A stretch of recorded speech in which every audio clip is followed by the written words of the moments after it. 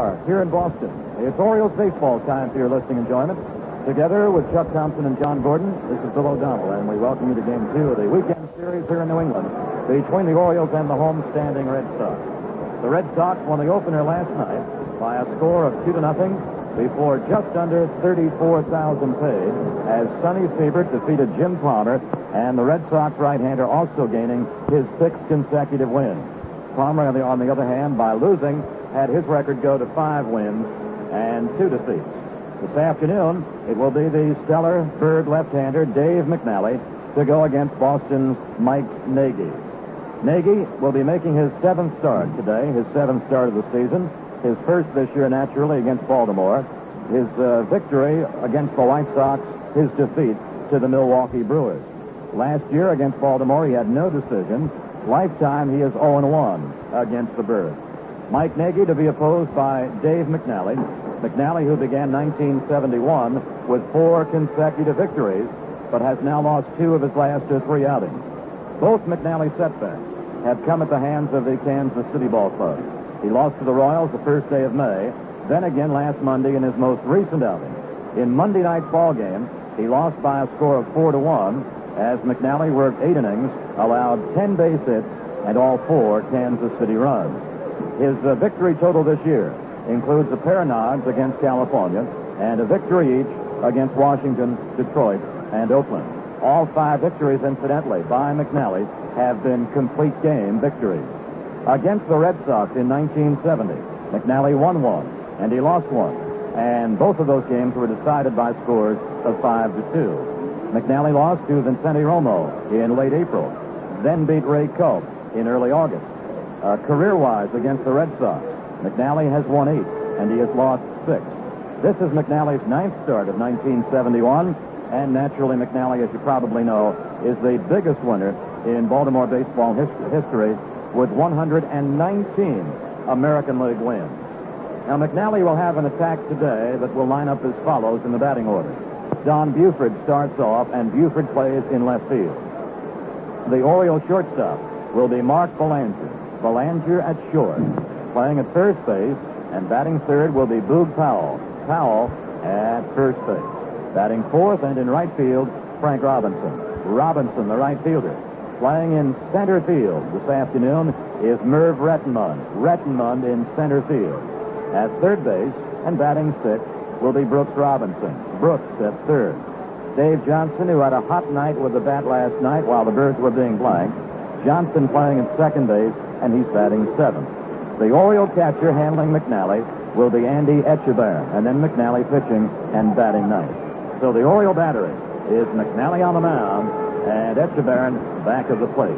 Now for the Red Sox, who by winning last night have moved ahead of the Orioles in the American League East by 2.5 games.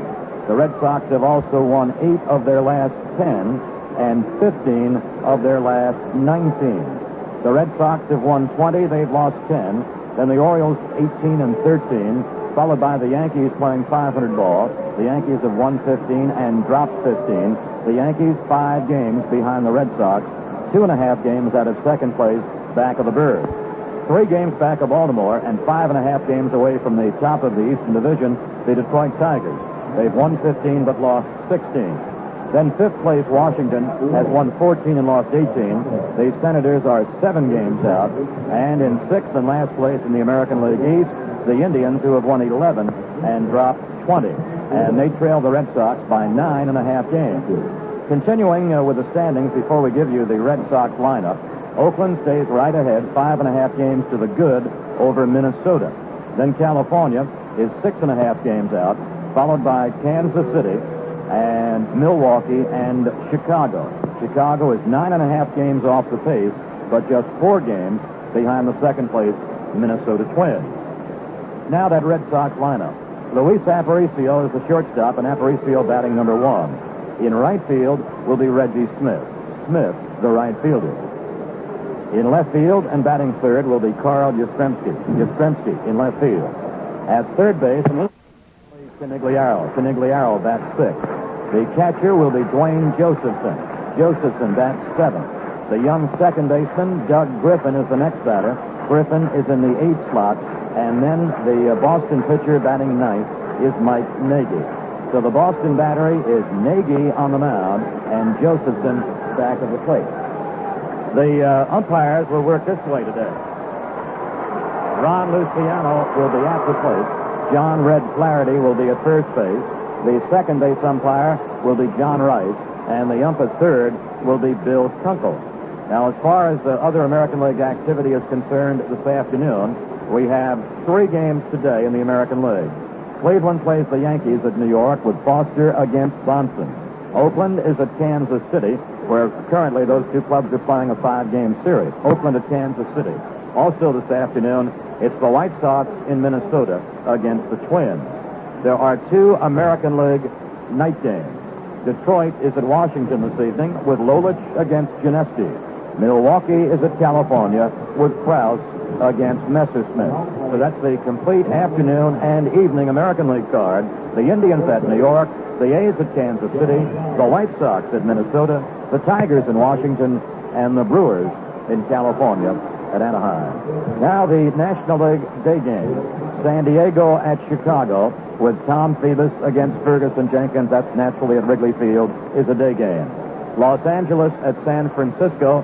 That game will be starting in about 2 hours our time. And the night game in the National League.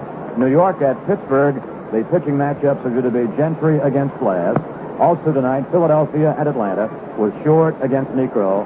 Montreal is at Cincinnati. Renko against McLaughlin.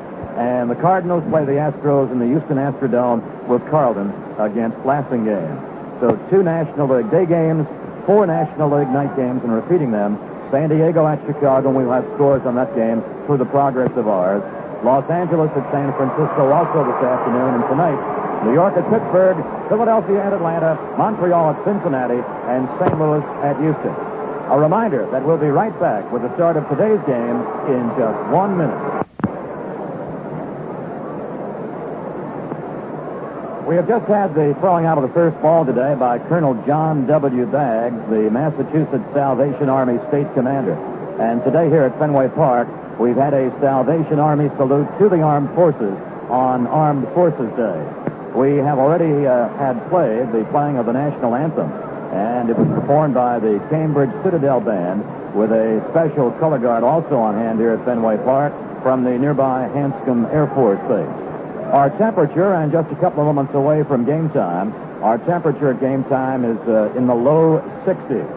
Now, last night's crowd, 33,941, or a couple of hundred over the capacity of this park. So we had a little bit better than 200 people standing in this park.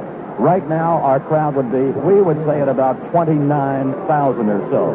We have a couple of vacant areas, but very few vacant areas in the center field bleachers. All right, Don Buford will start it off in Game 2 of this Fenway Park series. He'll be opposed by the Red Sox right-hander Mike Nagy, and here is Chuck Thompson. Thank you very much, Bill. Good afternoon, everybody. And Nagy's first offering to Buford is too low on a ball. Down a left-handed swinger to the right-handed offerings of Mike Nagy. Buford appeared one time in last night's ball game and failed to hit. Matter of fact, he was a strikeout victim.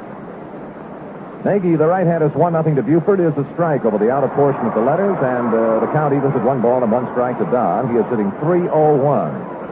Well, last evening, the Orioles were up against Sonny Siebert, who twirled one of the very fine games of his career and completely outpitched the Orioles. The 1-1 offering coming to Buford is cut on and fouled out of play on the third base side, a ball and 2 strikes. Now, this Saturday afternoon here at Fenway, the Red Sox trot out Sonny Siebert's roommate, Mike Nagy. Nagy on the year with a victory and a defeat. This is his 7th start, and he has yet to complete a ball game. Now the 1 pitch coming down to Buford is too low, and the count is now 2 balls and 2 strikes. Around the Red Sox infield, Petrocelli at third, the shortstop Aparicio, the second baseman, fine first-year man Doug Griffin, and the first baseman is George Scott. The 2-2 pitch to the waiting Buford is fouled up the screen behind the plate, so the count continues 2-2. The Bo Sox outfield has Carl Yastrzemski in left field with Billy Canigliaro in center and Reggie Smith in right field. Dwayne Josephson, one of the heroes in the Red Sox victory last night, again is doing the catching. And again a 2-2 to Buford. Line drive into center field, going to drop in for the base hit, and Buford opens the Oriole ball game this Saturday afternoon as Redmond, the leadoff hitter, opened it last night with a single to center field. And now here is Mark Belanger. Belanger had a good night against Sonny Siebert with 2 hits and 3 trips.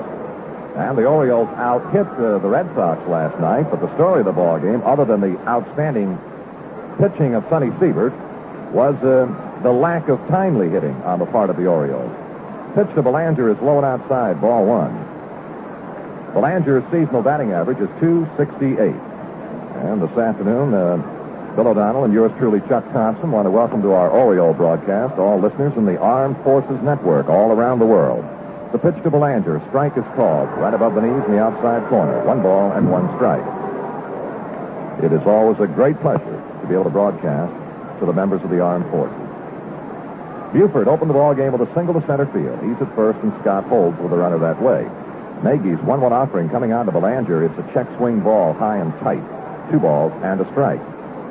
Now, Mark Belanger from this part of the country down in Pittsfield in the western end of the state, and his mother and daddy are here this afternoon rooting for Mark. 2-1, the count to the waiting Belanger.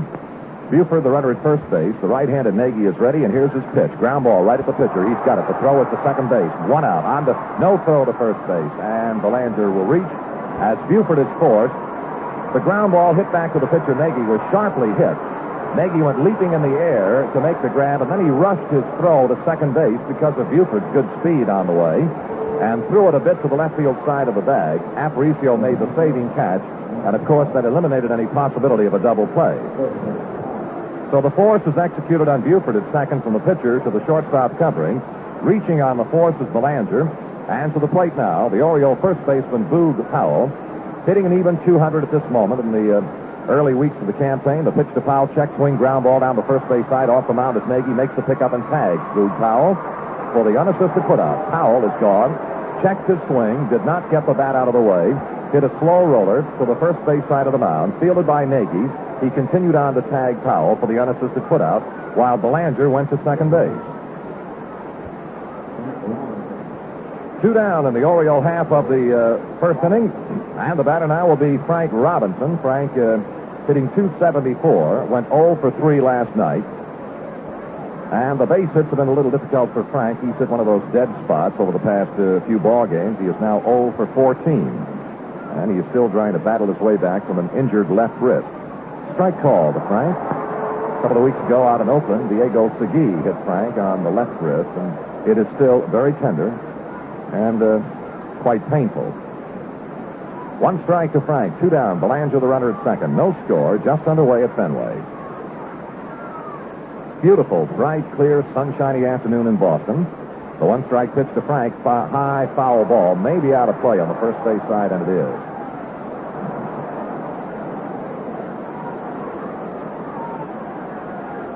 Dave Mcnally is the Oriole pitcher this afternoon against Mike Nagy.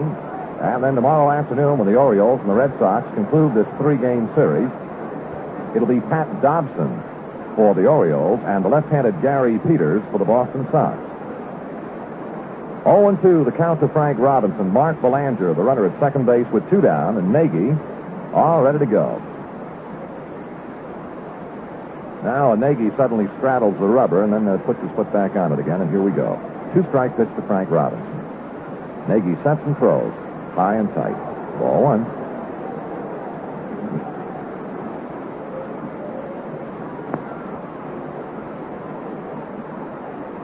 Last night's ball game was a bit on the unusual side for Fenway Park here in Boston.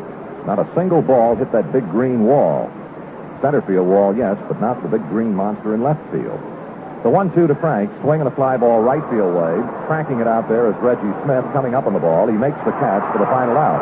No runs, a base hit, a man left at the end of the half inning. Baltimore nothing, and of course the Red Sox coming to bat. In the land of pleasant living, it's the beer for pleasure giving. National beer,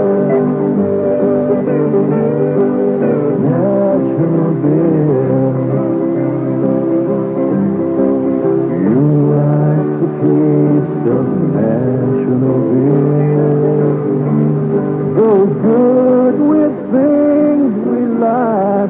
I'm here, the land of pleasant living and national dear, the land of pleasant living, national dear. National Brewing Company, Baltimore, Maryland.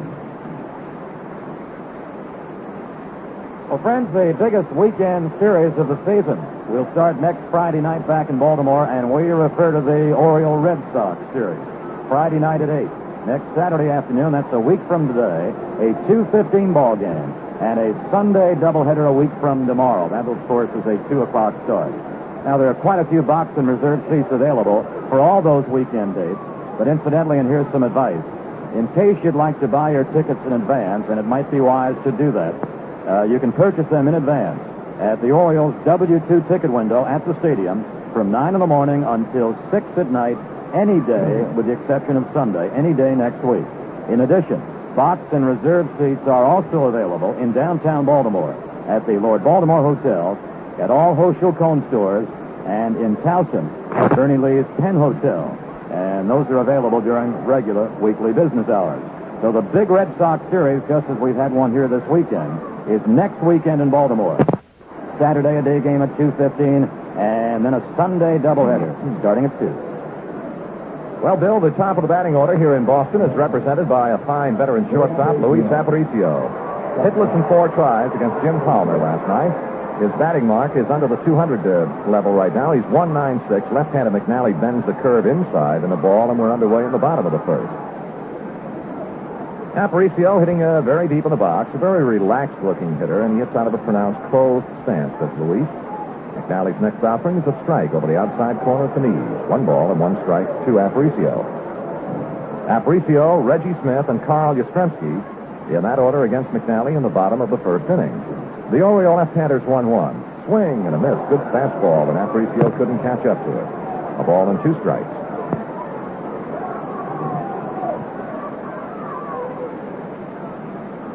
McNally eyeing the sign flashed by Andy Echevarria, and into the move. The 1-2 pitch coming to Aparicio. Curveball hit in the air off the third base side. Shortstop Belanger waiting on the skin of the infield makes the catch.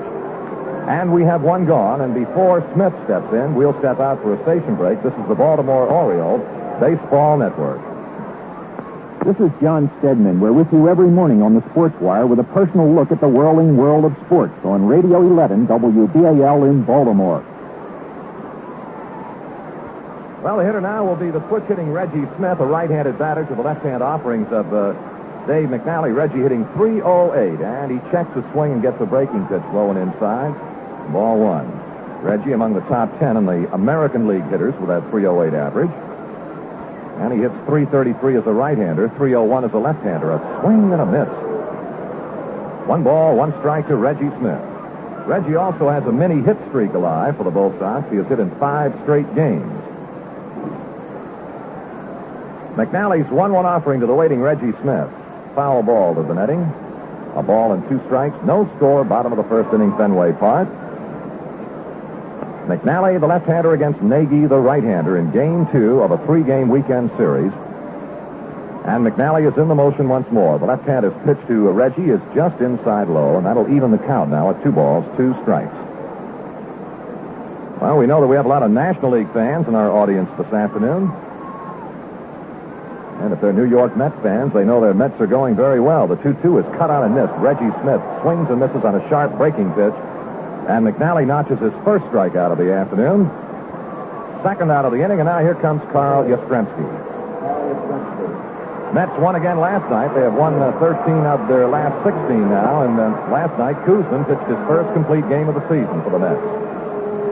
Here is Yastrzemski. He is batting .307. Like his teammate Reggie Smith, he is among the top 10 hitters in the American League and has reached base in 26 consecutive ball games now for the Red Sox.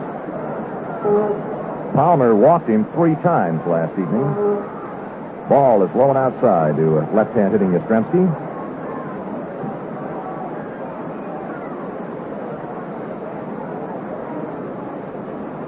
Yastrzemski has 7 doubles, a triple, and 5 home runs, and he is among the leaders in RBIs in the American League with 23. High fly ball down the third base side in foul ground. Brooks Robinson trying to stay with it, and it is going to be out of play as the wind drifted back into the box seat. The wind here at Fenway this afternoon not as strong as the breeze we had last evening at the park, but in exactly the opposite direction. Last night, the wind blew straight out to right field. Tonight, or this afternoon, it's blowing straight in from right field. And drifted that foul pop out of play. 1 ball, 1 strike to Yastrzemski. 2 out, nobody on. No score, bottom of the first. And the 1-1 offering coming to Yastrzemski. Mcnally's move, and here's his pitch. He's got a strike over the outer portion of the letters, and Yastrzemski gives big plate umpire Ron Luciano that well-known look. Speaking of National League fans along the network, that Mr. Garr of Atlanta still pounding the ball at a 397 clip. Willie Davis of the Dodgers ranked second, hitting 394.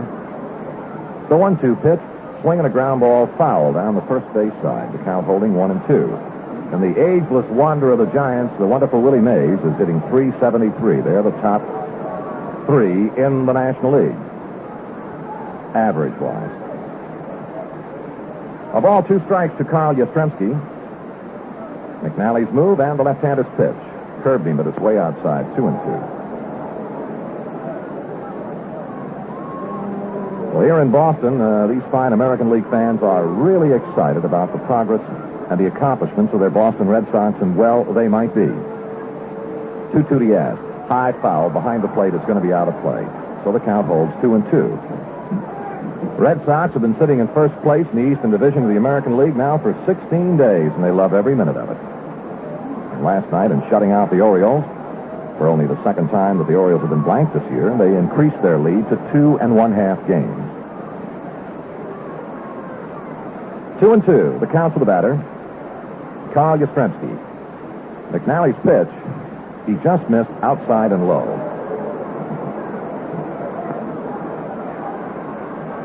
So we have the full count. A year ago, the Orioles won 13 and lost 5 against Boston, and the Birds were tough at home, winning 8 and losing only 1 at Baltimore. The 3-2 pitch to Carl Yastrzemski. Ground ball by the pitcher to the right to second base, and can't get it. It's on through into center field. Yastrzemski with a 2-out single as the first Bo Sox hit of the afternoon. That brings out Rico Petrocelli. He was collared last night in 4 trips. Rico hitting .223 has been bothered here of late with muscle spasms of the back.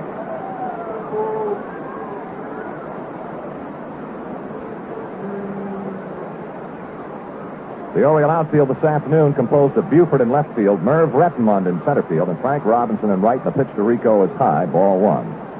And Frank Robinson, the Oriole right fielder, is way around in right center field. If you're familiar with this ballpark, and we're sitting behind the plate, on a straight line from the plate to the home bullpen dugout is about the area occupied by Frank Robinson. The 1-0 pitch coming down to Rico. McNally looks and throws. Strike over the inside corner of the knees, 1-1. The distance between Frank Robinson and the foul line down the right field way, looks to be like 60 to 70 yards. Probably closer to 50, you're right. 1 ball and 1 strike to Rico Petrocelli. Yastrzemski at first, and McNally goes that way, and Yaz is back safely. Luciano, the plate umpire, with John Red Flaherty at first base, Johnny Rice at second base, and Bill Kunkel at third. The 1-1 pitch coming to the right-hand swinging Petrocelli. McNally deals, swinging a high fly ball left field side. Floating foul. Chasing it is Brooks Robinson, third baseman, looking up in a tough sun. Brooks makes the grab in foul territory to retire Rico and the Red Sox. No runs, a base hit, and a man left at the end of 1. Baltimore nothing and Boston nothing. The volunteers at WBAL Radio's Call for Action want to remind you of your rights and responsibilities. Nothing detracts more from the good image of our city than the obvious acts of vandalism so apparent in public places. Windows broken in schools, stores, and homes, seats slashed in buses, useless messages scrawled on walls. All these make life more depressing for each one of us. When you see acts of vandalism being committed, report them to the police immediately. It's your community. You grow up and live in it. Your responsible actions preserve its image. Do your part to make Baltimore a more pleasant place to live. And if you have a problem you don't know how to handle, call WBAL Radio's Call for Action 366-5900, Monday through Friday, 11 a.m. to 1 p.m. 366-5900.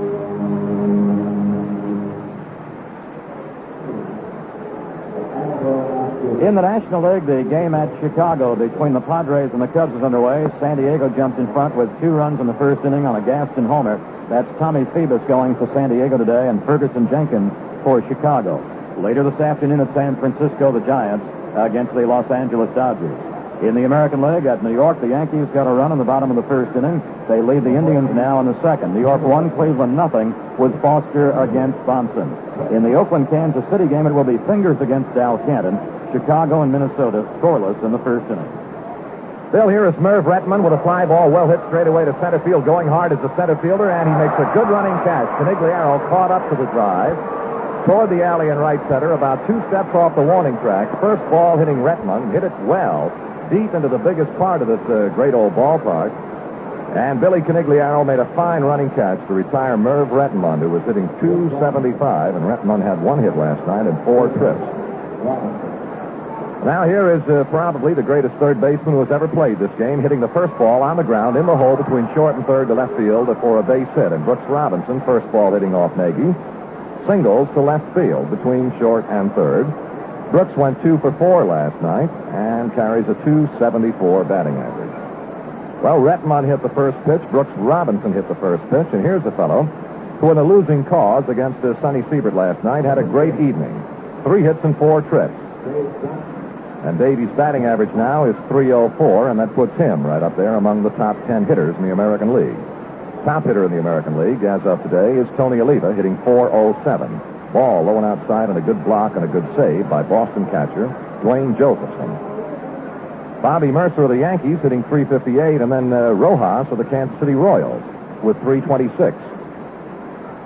The top 3 hitters in the American League. The pitch to Dave Johnson is outside, and the count now 2 balls and no strikes. Home run leader in the American League is Tony Oliva with 9. Boog Powell has 7. Runs batted in leader of the Minnesota Twins, Harmon Killebrew, 26. Boog Powell, 25. And Carl Yastrzemski, 23. The 2-0 to Dave. Low inside. Ball 3. Mike Nagy behind in the count now, 3 balls, no strikes to Dave Johnson, who took a quick look to his third base coach, Billy Hunter. Gentleman George Staller handles the job on base runner Brooks Robinson on the first base side. 3-0, the count to the batter, Dave Johnson. Nagy sets at the belt and throws. He walks him. Ball 4 is low and inside. Down to second goes Brooks. To first base, Dave Johnson, and to the plate, Andy Etchebarren. Andy did not see service in last night's contest. Is hitting .222. Andy Etchebarren. Etchebarren.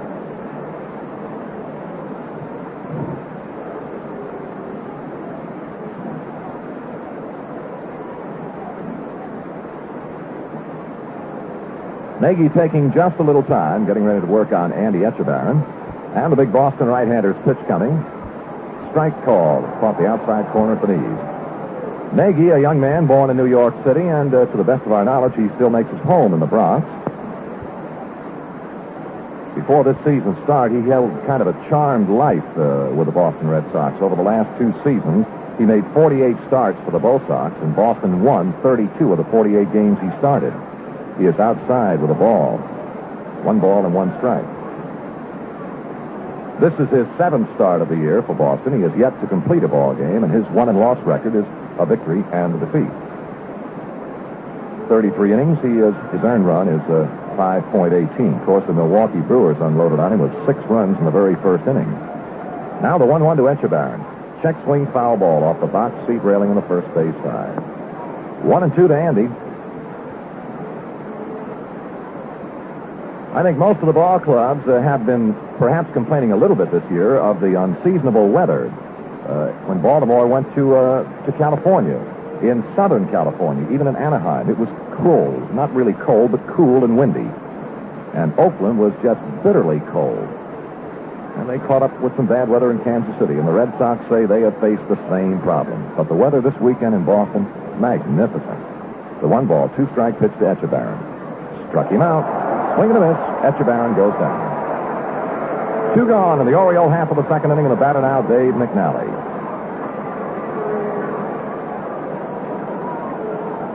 Dave's batting mark right now is an even 200. He has a run batted in. He can be a dangerous sort of a hitter, as you recall, a Grand Slam home run in the World Series. Brooks Robinson at second base. Dave Johnson at first. The pitch to McNally. He swings and misses, strike 1. Like most pitchers, McNally likes to talk about his hitting ability and his accomplishments with the bat.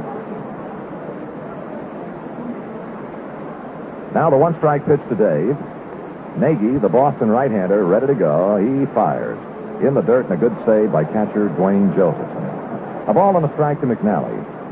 Dave is fond of recalling a season, about 3-4 years ago, when he was 0 for the month of September. Didn't have a hit all summer till he came into this ballpark and hit the big green wall. A ball and a strike to Dave McNally. Nagy's pitch. Ground ball hit off the third base side. Charging shortstop Aparicio to throw his first base in time to get McNally for the final out of the inning. No runs, a base hit, 2 are left at the end of an inning and a half. Baltimore nothing, Boston nothing. Well, friends, in Baltimore next Sunday for that Red Sox-Orioles doubleheader, between games, there will be 5 good fans chosen at random, and they will all have the opportunity to swing for the fences. A $1,000 grand prize a week from tomorrow, between games of the Red Sox doubleheader. As we have another one of those joy-packed fan-o-wham home run contests. Here is a strike 1 call to George Scott as we move along to the last of the second inning. Scott hitting .301, and last night he had a base hit in 3 trips. The Red Sox have revamped their lineup considerably this year. And the 1-0 pitch coming down to George is a curve low and inside to make the count a ball and a strike.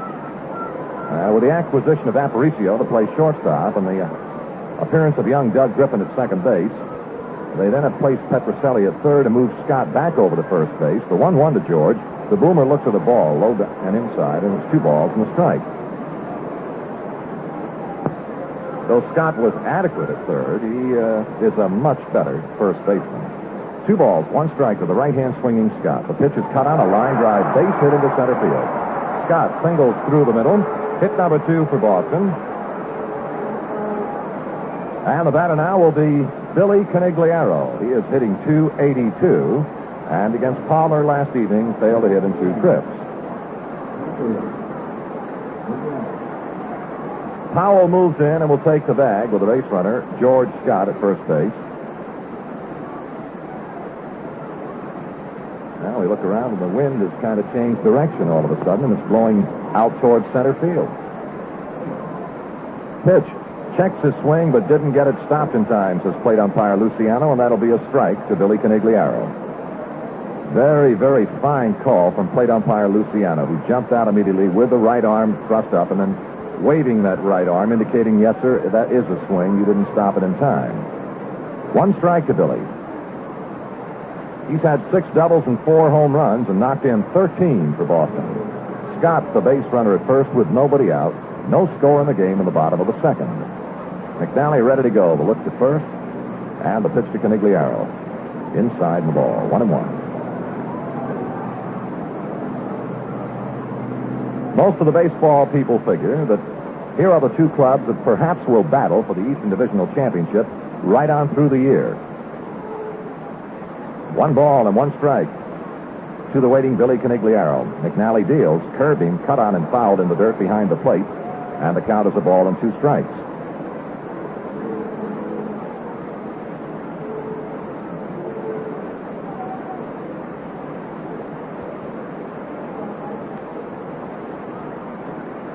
One ball, 2 strikes to Billy Canigliaro, right-handed hitter about in the middle of the box and out of a straightaway stance. And like most hitters today, he right down on the end of that stick.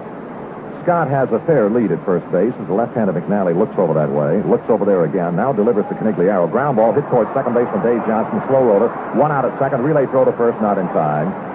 It didn't have enough stuff on it, didn't get to Johnson, the second baseman, quickly enough to allow the Birds much of a chance for a double play. Davey raced in, made the pickup, scooped it over to Boland, the shortstop. They got the force on Scott and had no chance of doubling Billy Canigliaro. One away, and the batter now is Dwayne Josephson. Came over from the Chicago White Sox, and Big D is hitting .250. And he had one base hit in 3 trips last night, but it was a dandy. It was a triple off the wall in center field, and that led to the Red Sox first run. And the way Siebert worked last night, that turned out to be enough. The pitch to the right-hand swinging Josephson. High pop-up right around the plate. Etchebarren shielding the eyes with a glove. Waiting. Etchebarren moving, and he lost it in foul ground. He lost it in foul ground. The wind bucked it around a little bit. He spun around, off balance, backing, trying to get under it, extended the gloved hand, and did not make the catch. And the official scorer rules error to the catcher, Etchebarren. Bill? Chuck, in my years in sharing a booth with you, and that's been since 1966, and I would want you to correct me. That's the first time I have ever remembered Etchebarren dropping a foul ball. I don't ever remember any time at all prior to today. There have been some very great catches by Andy, and the misses have been few and far between. The ball is low and inside now to make it 1 ball and 1 strike. And I just casually mentioned the wind earlier today is blowing toward right, and then a moment ago I said it had switched around and was blowing toward center. It's a pretty good breeze, and that was a towering pop-up, and it just kind of moved the ball around, and Etchebarren, looking into a tough sun, did not make the play. The 1-1 pitch, ground foul, third base side. 1-2 the count. 1 out of the inning.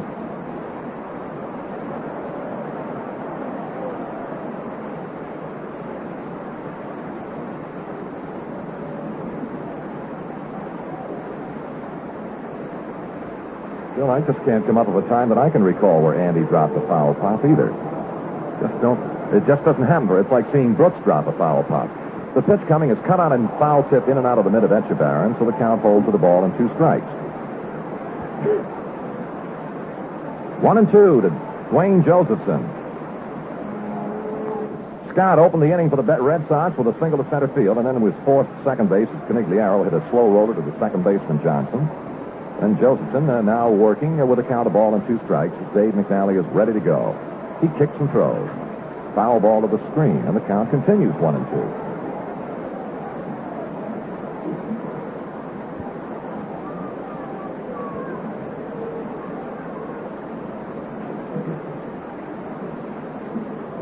One ball, 2 strikes now to Dwayne Josephson.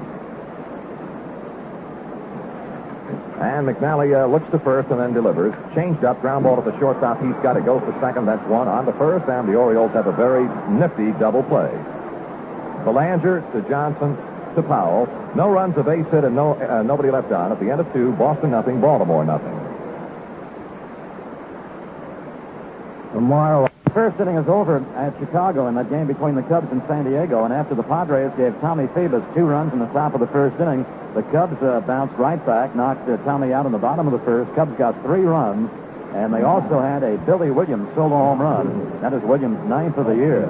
So 1 inning complete in Chicago. Cubs 3, San Diego 2. All right, Chuck. Well, Bill, we go to the top of the batting order in the top of the 3rd inning of a scoreless ball game at Fenway, and that'll mean Don Buford, Mark Belanger, and Boog Powell. Some of you tuned our way this afternoon may not have had an opportunity to check the standings recently. We'll run those for you right here. Ball 1, low and inside to Buford. The New York Mets, who have won 13 of the last 16, are leading the Pirates in the East by 2 full games. The Cardinals are 2.5 behind the Mets. Montreal 5 games back. A ball 2 again is inside to Buford. 2 balls and no strikes.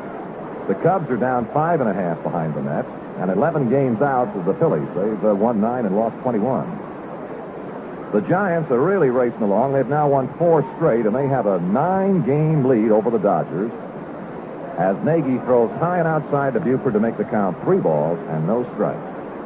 Actually, the Dodgers and the Atlanta Braves both are deadlocked 9 games behind the San Francisco Giants in the National League West. 10 games out Houston, 12.5 Cincinnati.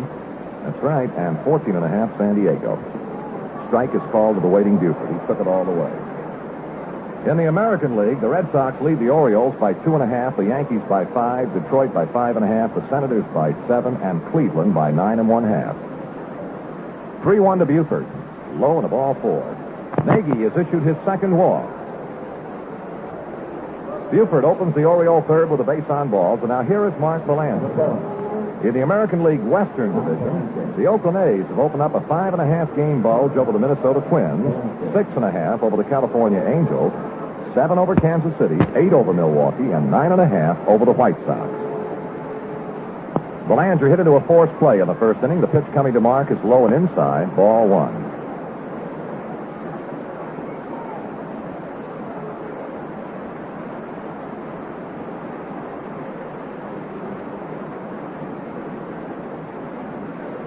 And the 1-0 to the right-hand swinging Belanger. Look out, it's inside, right around the hips, almost hit him. 2-0, and out Big D. Josephson calls for time and runs the ball back out to the mound to talk to Nagy.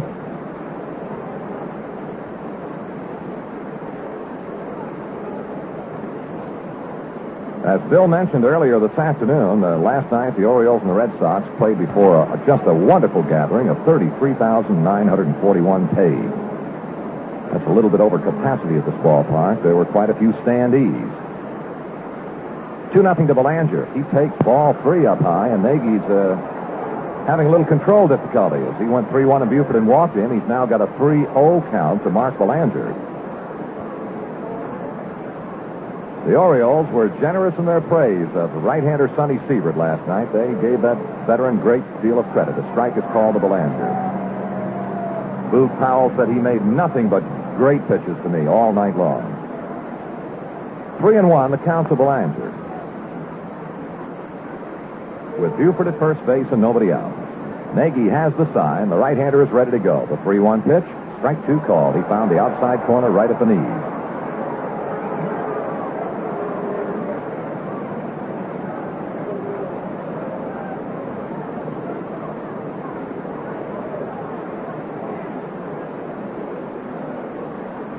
Three and 2 to Mark Belanger with Buford at first. He's running. The pitch is a ball 4 inside, and Belanger walks, and down to second base, Don Buford. Back-to-back free tickets issued by the Boston right-hander Mike Nagy. He has now walked 3, and that brings Boog Powell to the plate, and it also brings pitching coach Harvey Haddix out of the Red Sox dugout and to the mound.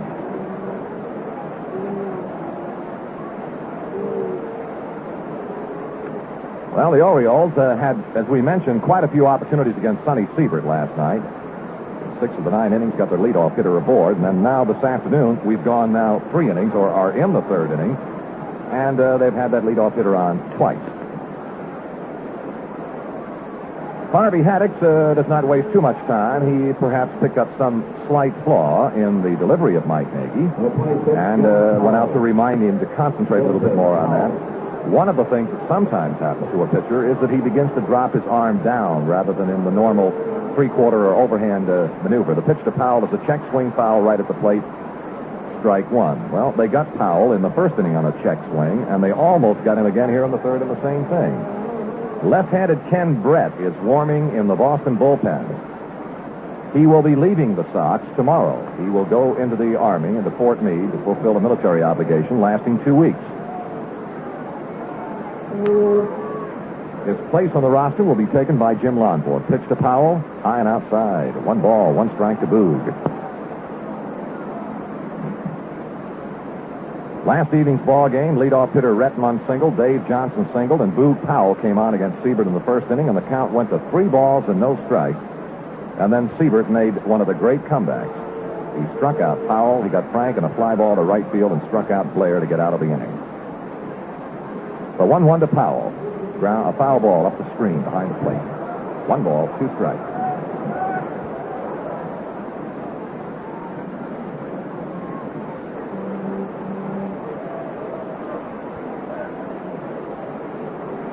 Nagy, in his prior outings this year for the Red Sox, has walked exactly twice as many men as he's struck out. He has walked 14, struck out 7 before this afternoon's game. He has already walked 3 and struck out 1. Now the 1-2 pitch to Powell. Inside and a ball. 2-2 to Boog.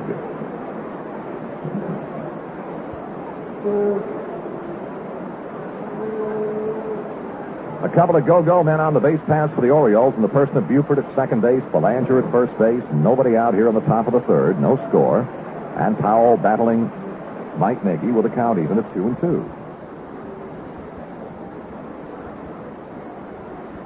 Boog figures that Nagy has taken just a bit too much time, so Powell backs out.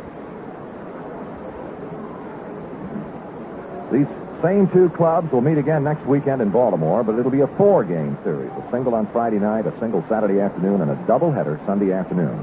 The pitch, foul ball right up the screen behind the plate.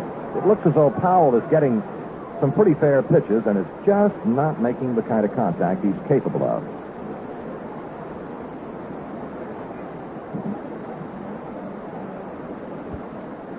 This big man is he ranks second to Killebrew in runs batted in the American League. Boog has 25.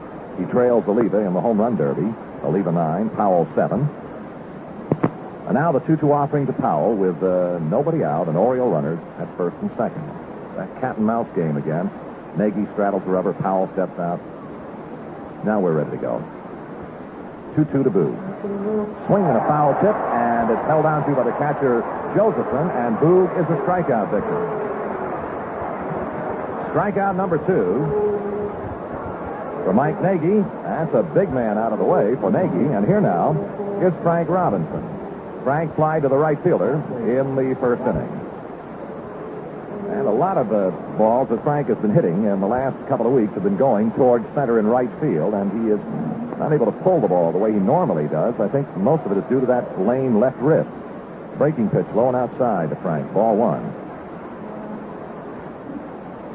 We'll have a station break for you as soon as we figure how Frank is going to make out. 1 out, runners at first and second base. No score here, top of the third.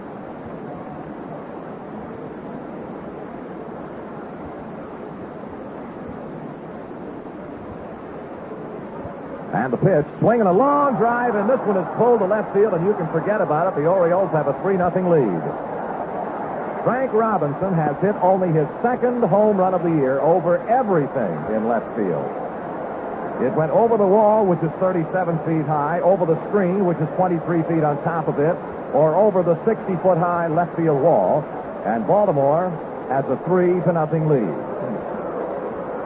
Never fails, does it, huh? Start talking about how most of the balls Frank has been hitting have been going to right field and to center field, and he hasn't been able to pull the ball the way he is capable of, and one pitch later it goes over everything in left field. And the Orioles have a 3-0 lead, and we'll give you that station break at the quickest opportunity. Redmond steps in, and strike is called, and we pause for station identification. This is the Baltimore Oriole Baseball Network. Bill and Tom speaking. You're missing a lot if you're missing Bill Burton, the American outdoorsman, weekends on Radio 11, WBAL, Baltimore. Here's a ground ball base hit through the first base side of the infield off the bat of Merv Redmond, and the Orioles have begun to make a move on Mike Nagy, and the Red Sox may be making a move of their own. Out of the dugout again comes Harvey Haddix. He's headed for the mound. A 3-run home run by Frank Robinson, and then a single by Merv Redmond. And Haddix is on the mound talking to his right-hander Mike Nagy, and the cart is on its way to the bullpen area out in right center field here at Fenway Park, and we may be having a pitching change right here and now. A leadoff walk to Buford, a follow-up walk to Belanger, and then Nagy struck out Boog Powell, and then Frank Robinson hit a towering fly ball over everything in left field, only his second home run of the year, and the Orioles quickly took over a 3-0 lead. Redmond followed the home run with a ground single to right field, and that is going to be all for Mike Nagy. And while the new pitcher makes his way to the mound, let's pause for a moment.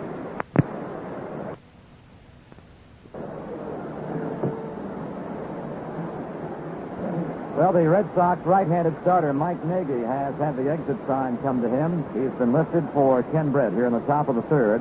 Nagy, the starter, 2 1/3 innings, 3 runs, 4 hits. He struck out 2 and he walked 3.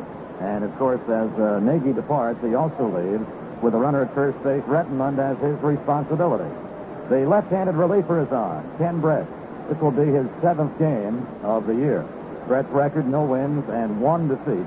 He has worked 17 and a fraction innings, and his ERA is over 3.5 runs a game. Brett, the left-hander, will come on with Redmond at first base, 1 man out, and he will face Brooks Robinson. Well, there's an Oriole fan at the University of Maryland by the name of Alan Abelov, and we'd like to inform Alan that both his dad, Jack Abelov, and his brother, David Abelov are both here in the ballpark today at Fenway, watching the Birds take on these Red Sox, and they're leading 3-0. All right, Bill, the southpaw, Ken Brett, 0-1 on the year against Brooks Robinson with 1 out of the inning, and Redmond the runner at first. The pitch is cut on, fly ball left field. Back goes Yastrzemski on the warning track at the base of the scoreboard. He reaches up and makes the catch, and that retires Brooks Robinson for the second out of the inning.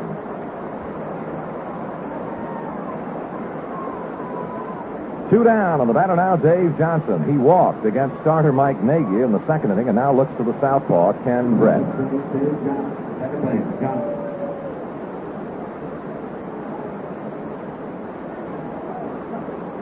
Well, a 3-run home run by Frank Robinson has given the Orioles a 3-0 lead over Boston here in the second game of the 3-game series. Ball low and inside to Dave.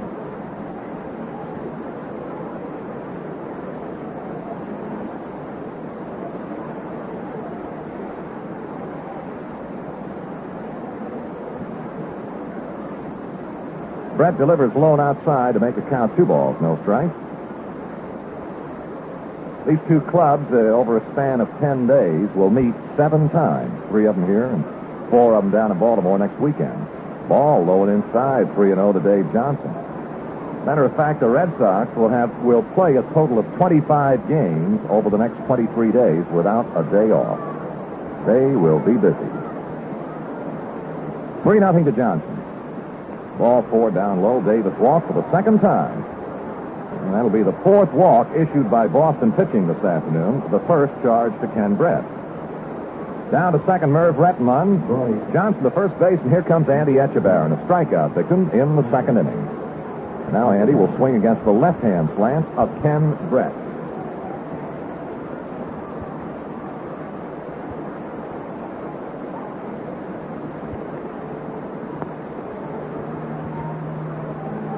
Like the starter this afternoon, Mike Nagy, this young man born in the New York area, in Brooklyn, New York, now lives out in California. Pitch to Etchebarren is just outside and a ball.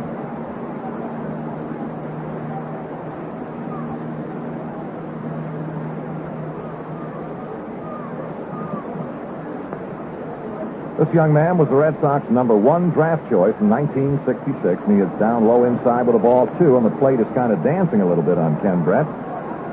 He's 0-1 on the year, is Ken, and in 17 1/3 innings has allowed 12 base hits, walked 10, but struck out 16.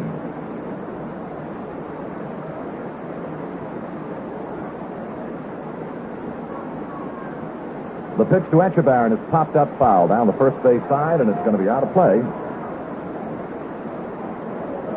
2 balls, 1 strike to Andy Etchebarren.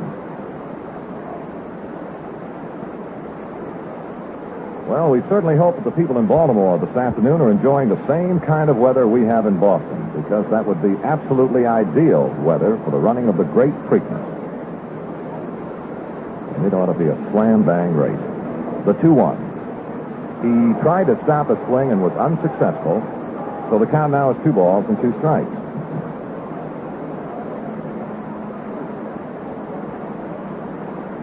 Redmond, the lead runner at second base. Dave Johnson at first base. 2 away. The Orioles have scored 3 times. The pitch is cut on and hit in the dirt toward the shortstop, Aparicio. Throwing back to second base, he gets the 4th on Johnson for the final out of the inning, but the Orioles pick up 3 big ones, and at the end of 2.5, Baltimore 3, Boston nothing. Here's the latest on the American League scoreboard. The Yankees lead the Indians. It's New York 2, the Indians 1 at the end of 4. Foster against Thompson, and the Indians' John Lowenstein has homered as the second of the year. At Kansas City, Oakland, and the Royals. Scoreless at the end of 2 with Roldan Fingers against Bruce Dal Canton. The White Sox lead Minnesota 1-0 in the third. Johnson against Perry, and Chicago's Ed Herman had a second inning solo home run. In the National League at Chicago, it's now the Padres and the Cubs in a 3-3 tie at the end of 2 innings. Here is the very fine-looking young second baseman for Boston, Doug Griffin, and Mcnally starts him with a curve that hung high, ball 1. Doug is hitting .253. He had a hit in 1 official at-bat last night. He knocked in a run with a sacrifice fly. McNally's 1-0. It's cut on, and there's a drive hit deep to left center field. This one is going to be off the wall. Playing the rebound is Redmond. Griffin coming to second. The throw coming on is going to be off the mark. And Griffin has doubled off the wall in deep left center. his 5th two-base hit of the year, and that's a good start for the Bo Sox in their half of the third.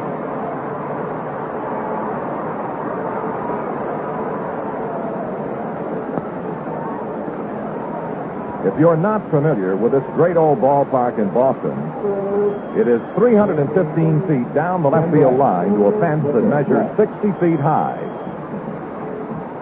The wall is 37 feet. Atop it, a screen 23 feet.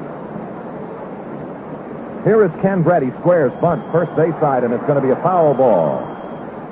Brett bunting had it hit in fair ground with a lot of English on it. It just spun out into foul ground and was picked up immediately by Echeverria. Strike one to Ken Brett.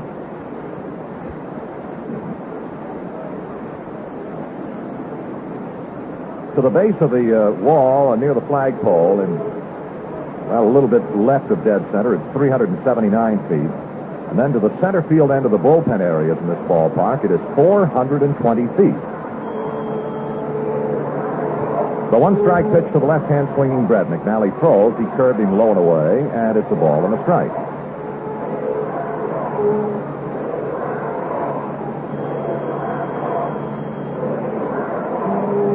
A ball and a strike to the Boston pitcher, Ken Brett, pitching in relief of starter Mike Nagy. And McNally's 1-1 offering coming. Ground ball hit toward second baseman Johnson. The pickup, the throw on to first, and Brett has been retired. One down. Griffin moves to third base. And to the plate now will come Luis Aparicio.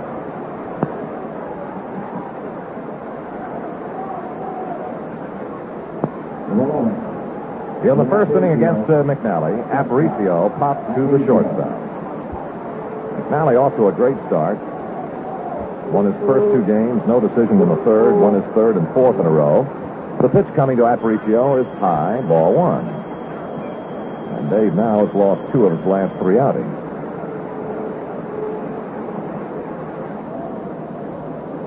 The look toward third to check Griffin, and the 1-0 to Aparicio, fouled on the screen behind the plate. 1 ball, 1 strike.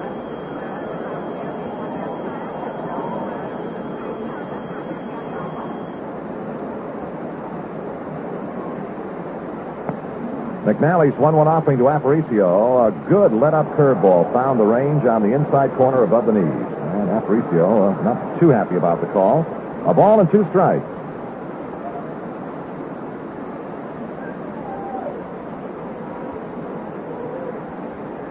McNally looks over to check the runner, Griffin at third, and his 1-2 offering to Aparicio. Fly ball, center field way. Redmond is tracking it, coming on the catch. Here's Griffin coming home, the throw coming. He is out at the plate. Oh, what a play by Echeverria. Redmond made that catch, laid the throw right on the money. And if ever you saw a catcher completely shut off the plate to the on-sliding runner, that's exactly what Echeverria did. He slammed the door right in his face and made the tag. And a beautiful double play ends the Boston third. At the end of 3, Baltimore 3, Boston nothing.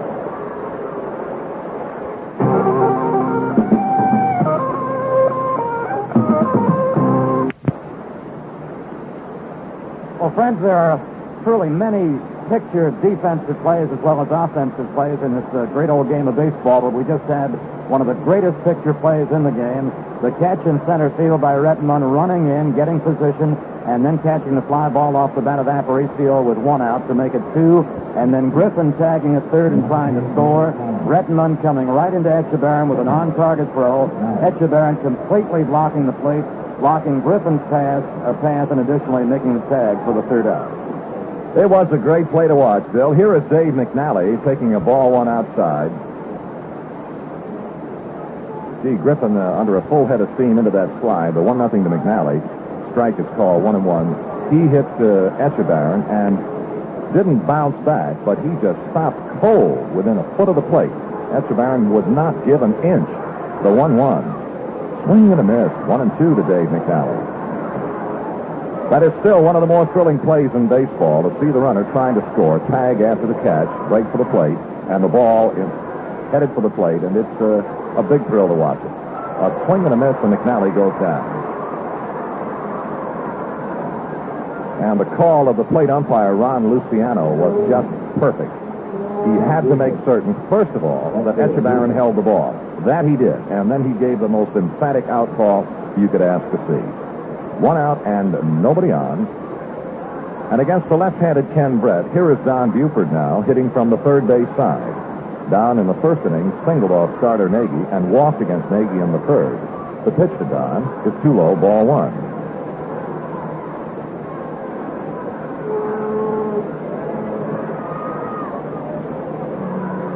And the next offering is a ball 2, down low and outside to Buford.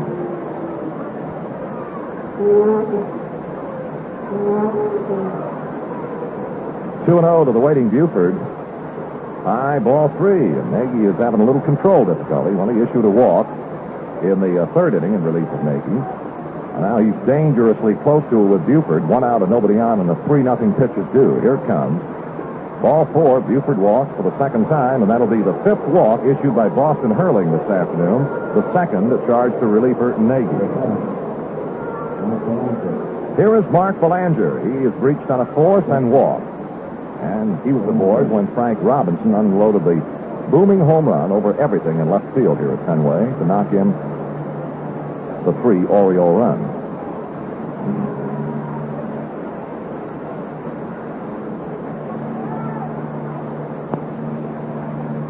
The first pitch to Belanger, he curved him but missed inside on account of the ball. This ball game is being very well covered this afternoon up in Boston. As a matter of fact, the entire series is extremely well covered. A lot of out-of-town writers, photographers. Pitch, strike to Belanger. 1 ball, 1 strike. And, of course, the Boston radio and TV, the Baltimore radio and TV, and the game of the week.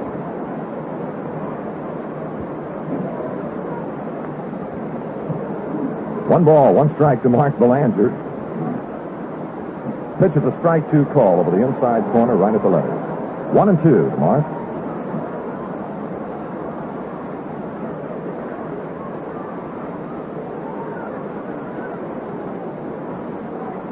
Brett goes to first base, and standing on the bag as the throw arrived is Don Buford.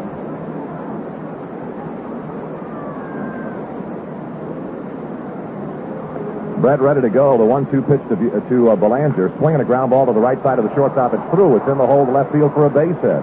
And Mark Belanger has just chipped in with his 3rd hit in the Boston series. Buford holds second base. Belanger at first base. And to the plate, Boog Powell, who is looking for his first hit in this Boston series. He is 0 for 5. 0 for 3 last night and 0 for 2 this afternoon. Has yet to get a ball out of the infield tonight or this afternoon. And got only 1 out of the infield last night.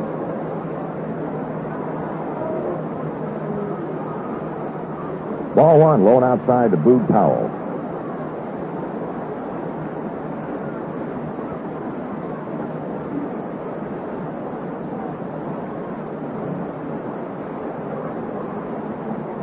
And the 1-0 to the waiting Powell. Strike, outside corner at the knees, a ball and a strike. Buford second, Belanger first. 1 out. We're in the top of the 4th inning. Baltimore 3 and Boston nothing.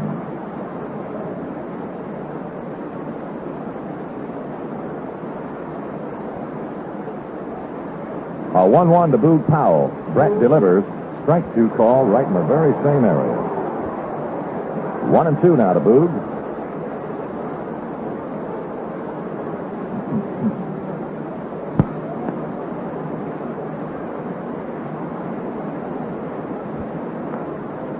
Brett delivers. Ground ball hit toward the second baseman, Griffin. He's got it. The throw back to second base is out is the call. Aparicio came up with it and maintained contact to the bag long enough to get the force on Belanger. Belanger is forced on a slow roller hit by Powell to the second baseman, Griffin. 2 down in the inning, and to the plate now, the home run clouder of the Oriole third, Frank Robinson.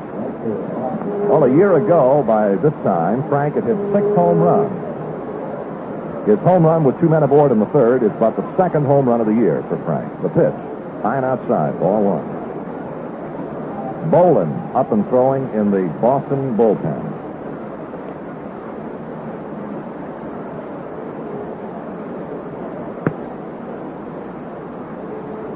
Boland is a right-hander. Also lives out in California. The pitch to Frank. Fly ball, right field side, fading foul, and it may be out of play and is. 1 ball, 1 strike to Frank Robinson.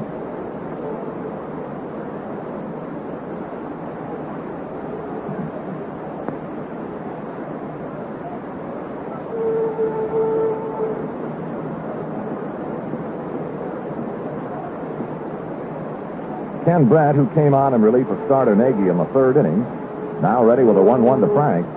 Fly ball, right field side, fading foul, giving chase George Scott. The wind may blow it back in play. Scott still going. Look out, and it drops into the front row of the seats, out of play.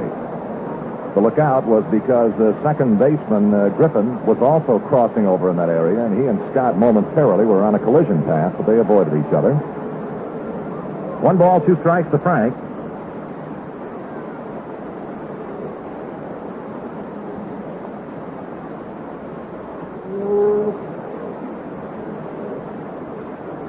Oriole runners Buford at 3rd base, Powell at 1st base. 2 out here on the top of the 4th.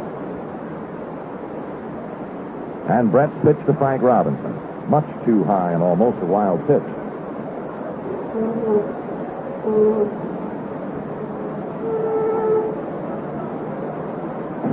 2-2 to Frank.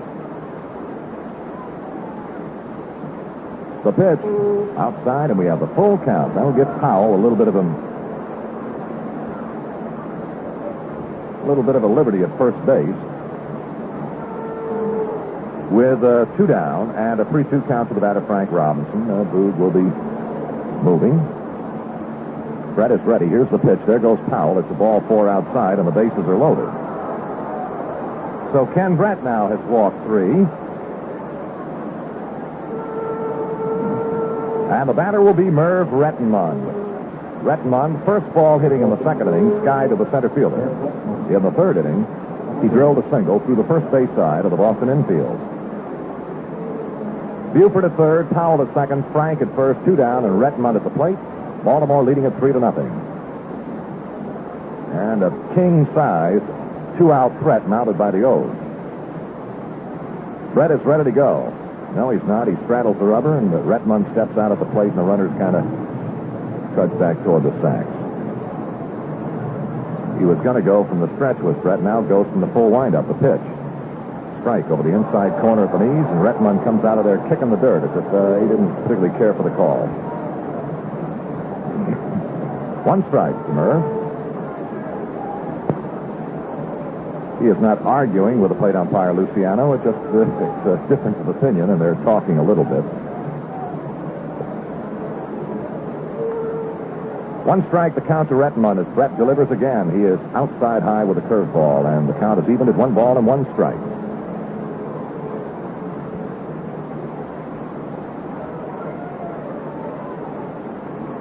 Bases loaded, 2 out here in the top of the 4th. The 1-1 to Redmond. Here's a line drive caught by the second baseman. Griffin for the final out of the inning. At the end of 3.5, the score. The Orioles 3, Boston 0.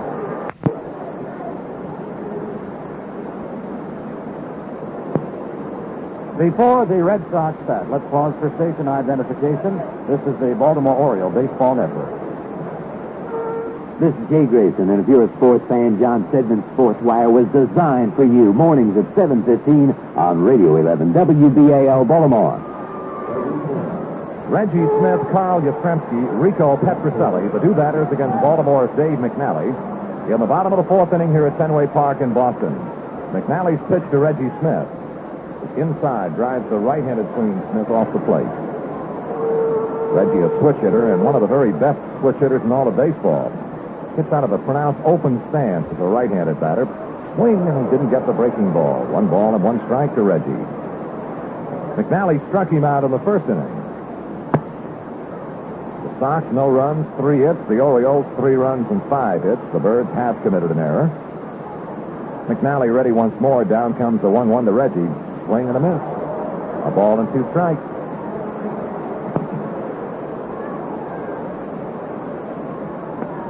This has been known over the years in baseball as an extremely difficult park for pitchers, particularly for left-handers. The 1-2 pitch coming to Reggie Smith. The southpaw McNally delivers high and away. 2-2. It was said that the great Casey Stengel in the heydays of the Yankees was very careful about the times he used Whitey Ford in this ballpark. The 2-2. Foul ball coming up over the press scoop and out of play.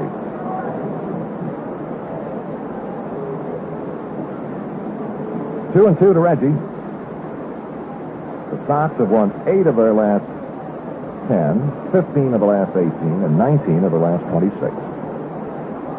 The 2-2 pitch. Outside ball 3. So McNally now has gone to a full count. To the first man on in the Boston fourth, Reggie Smith.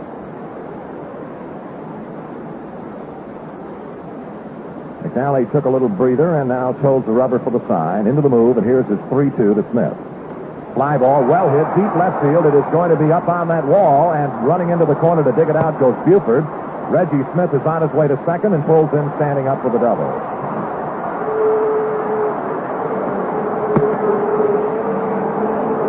Smith has doubled off the big green monster in the left field corner to start the Bo Sox in the fourth inning, just as they started in the third.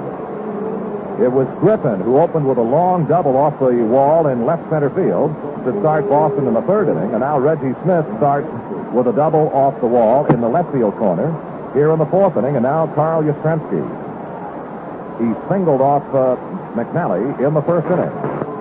Smith the runner at second and nobody out, and McNally's pitch to the left-hand swinging Yastrzemski. Here's a looping fly ball through the third base side of the infield to left for a base hit. Yastrzemski got it right off his thumbs and hit a soft looping line drive between third baseman Brooks Robinson and shortstop Belanger. In the left field for the base hit, Reggie Smith stops at third base. Yastrzemski is 2 for 2. And just like that, the Red Sox had McNally and the Orioles in trouble here in the bottom of the fourth inning. Runners at first and third, and nobody out. Baltimore 3, Boston nothing. And McNally facing now the right-hand batting Rico Petrocelli. McNally's look to first base. The pitch to Petrocelli. Swing and a miss. Strike one. A good McNally fastball. And he seemed to keep it up and away from Petrocelli.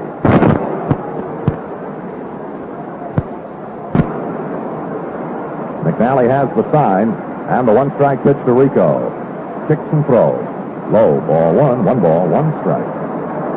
And this big and enthusiastic crowd at Fenway now begins to get into the ball game a little more. 1 ball, 1 strike. Boston runners on the corners, first and third with nobody out. McNally's pitch, curve, swing and a miss. A ball and 2 strikes to Rico. Good curveball from Dave McNally.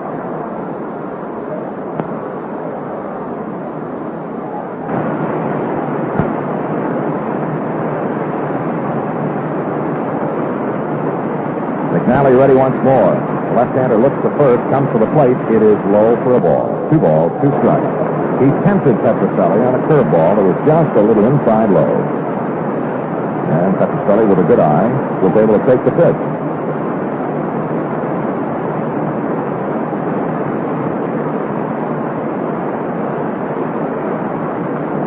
Two and two to Rico Petrocelli. McNally is ready to go.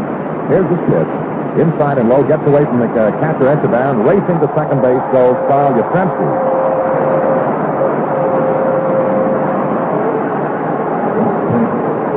It is ruled a wild pitch, holding third base Reggie Smith, but going to second on the wild pitch. Carl Yastrzemski on the count now, 3-2 to Rico Petrocelli.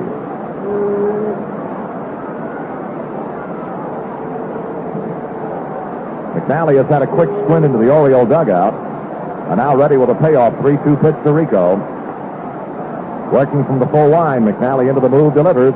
High fly ball, left center field. Redmond and Buford are converging. Buford backing. Redmond is backing him up. The wind carries it way out almost to the warning track. Tagging after the catch, Reggie Smith races home. And Petrocelli is not going to run. On the fly ball to left fielder Don Buford. Holding second base was Yastrzemski. And it is a 3-1 contest. In the Oriole bullpen, the right-handed Tommy Dukes is beginning to throw. That looked like a routine pop fly to shallow left field, and the wind got a hold of it and drilled it and carried it until Buford was almost on the warning track by the time he made the catch. And that wind now, as we look around, is quartering and going straight out to left field. Now the batter, George Scott, he singled off Mcnally in the second inning. McNally's first offering, inside, ball one. George has one of the, I think, more attractive nicknames in baseball. He's known as the Boomer. Yastrzemski, the runner at second base. 1 out, a run in. Baltimore 3, Boston 1 in the bottom of the fourth. Now the 1-0 pitch coming down. Curveball just a little bit high. 2 balls, no strikes. There have been some wild and woolly ball games in this great old ballpark in Fenway. Not too often that you see the kind of a contest we viewed last night, a 2-0 victory for the Bo Sox, the shutout pitched by Sonny Siebert. Usually the runs are easy come by. The pitch, strike called, 2-1 now to Scott.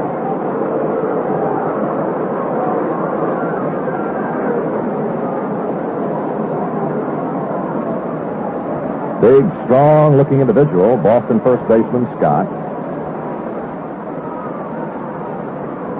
Waiting patiently for Mcnally to get ready. Dave sets at the belt. The left-hander's 2-1 offering coming to Scott. Here it is.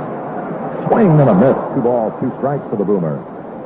And this one apparently nicked to Etchebarren. He jumps out from in front of the plate, is walking around a little bit, holding his left arm, not moving at all. And it apparently got him in the back of the left wrist, and manager Earl Weaver plus trainer Ralph Salvon around the scene to see if there's anything they might be able to do to alleviate some of the pain that Etchebarren obviously is suffering, walking around behind the plate. Now, I'm not certain whether it was the ball or perhaps the backlash of the bat on the Scott swing that may have nicked Andy in the area of the left wrist. But trainer Ralph Salvon is on the scene trying to help Andy. There are a few ball players in baseball physically any tougher than Andy Etchebarren.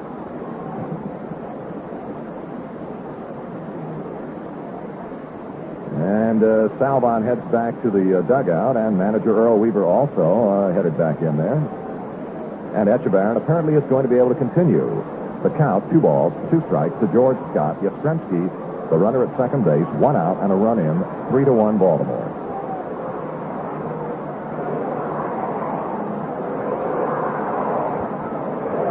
All ready to go. Mcnally with a 2-2 offering to the waiting Scott.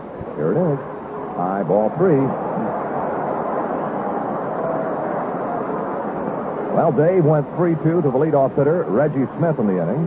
He has gone 3-2 to Rico Petrocelli before he knocked in the run on the sacrifice fly, and now has a 3-2 count to George Scott with 1 out here in this bottom of the fourth.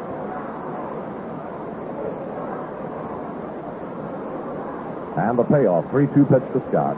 Mcnally delivers. Ground ball hit toward Brooks Robinson at third. He backs and grabs, holds the runner at second base, throws on to first in time to get Scott for the second out of the inning. Scott retired in a ground ball to Brooks Robinson at third. And the batter now will be Billy Conigliaro, right-handed swinger who forced Scott at second base in the second inning.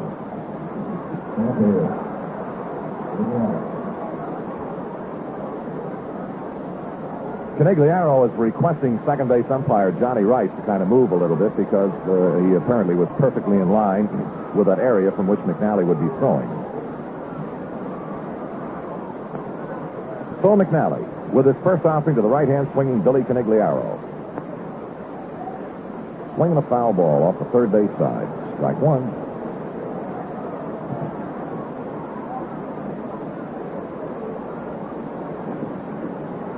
Tommy Dukes is staying loose out in the Oriole bullpen. Right-handed reliever is Tommy. 1 strike to count to Conigliaro with 2 away here on the bottom of the fourth.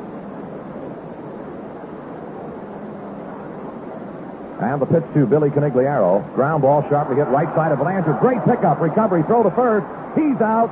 An outstanding defensive play by shortstop Belanger with 4 or 5 quick steps to his right. Backhanded grab of the sharply hit ground ball and threw out Billy Conigliaro for the final out. At the end of 4, Baltimore 3, Boston 1. Quick scoreboard. The Indians have just tallied 3 runs in the top of the 6th at New York. The Indians lead the Yankees by a score of 4-2. At Minnesota, it's now Chicago 3 and the Twins 2. Home run, Herman and Reichart for the White Sox. Killebrew, his 4th for Minnesota. Chuck? Bill, here is Brooks Robinson against Ken Brett, and he gets a good bender into Brooks. The strike is called. Brooks Robinson, Dave Johnson, Andy Etchebarren are the 2 batters against the Boston left-hander in this top of the 5th inning. Tried to stop his swing, but Brooks couldn't get it stopped. 2 strikes. Pitch was low and inside, and Brooks just couldn't stop the swing. Brett right back. Fly ball, right field way, well hit. Back on the ball, tracking it okay is Reggie Smith, and he makes the catch to retire Brooks Robinson. 1 away, top of the 5th inning, the batter, Dave Johnson. Dave, this afternoon, has been to the plate twice, walked both times.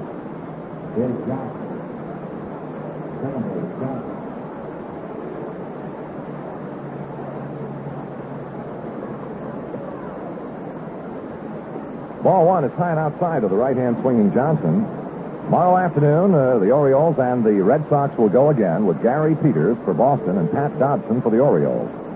Ball outside. 2 balls and no strikes today. Who snaps a quick look to the third base coach Hunter to see what's in the wind with his 2-0 pitch from reliever Ken Brett. Here it is. Low inside, ball 3. Well, Brett has already walked 3 of the Orioles. Starter Mike Nagy also walked 3. The Orioles have stranded a total of 8 men in the first 4 innings. 1 out with nobody on, and a 3-0 pitch is due Dave Johnson. Strike over the inside corner at the knee.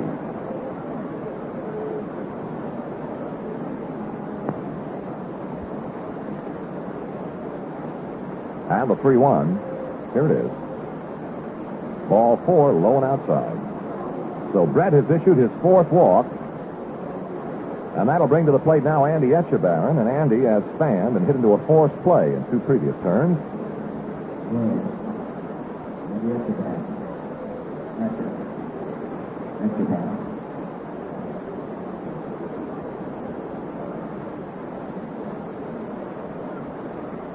Andy's seasonal batting average is .222.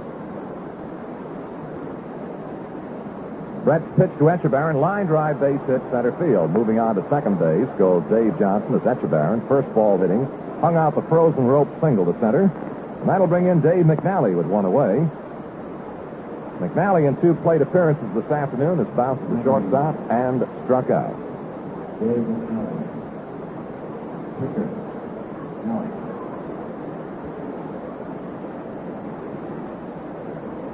McNally is having a long, hard look at his third base coach, Billy Hunter.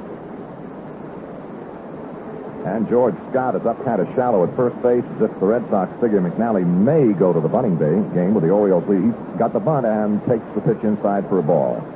McNally had squared off, ran the hands up the bat, and then took the pitch inside. Bobby Boland is throwing again in the Boston bullpen.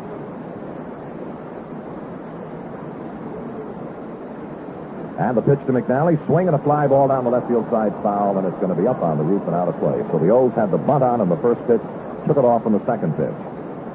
1 ball, 1 strike to Dave McNally. This young man not only has a great deal of talent, but his mental attitude toward the art of pitching is just as great as you could ask for any pitcher. 1 ball and 1 strike. Brett throws, the bunt is on. It's bunted right back toward the mound. Brett's got it to throw his third base. They've got him. Now back to first base. It's a bad throw, and it gets away from the first baseman. McNally is going to second base. Etchebarren is around third. He fell down, now recovers. They've got him hung up. The throw to third base. McNally is coming to the plate, dives, or Etchebarren dives over, and the Orioles get a charity run. Etchebarren rounded third, and then trying to stop, he fell down. The Red Sox then gambled on a throw to third base to try and get Etchebarren, who got up, came racing to the plate, and dove in as the throw at third base went by. So we have 2 errors. Is that correct, Bill, on the play? The last error will be charged to the right fielder, Reggie Smith.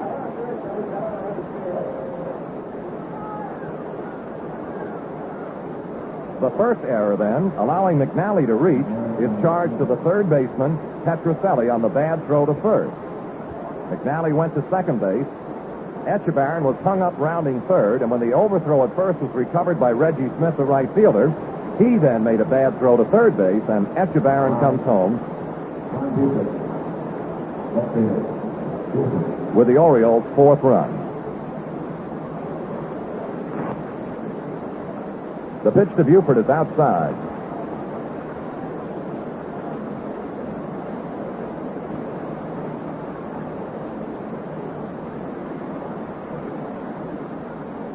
Johnson was forced at third. Here's a swing and a high foul pop that may be out of play and is.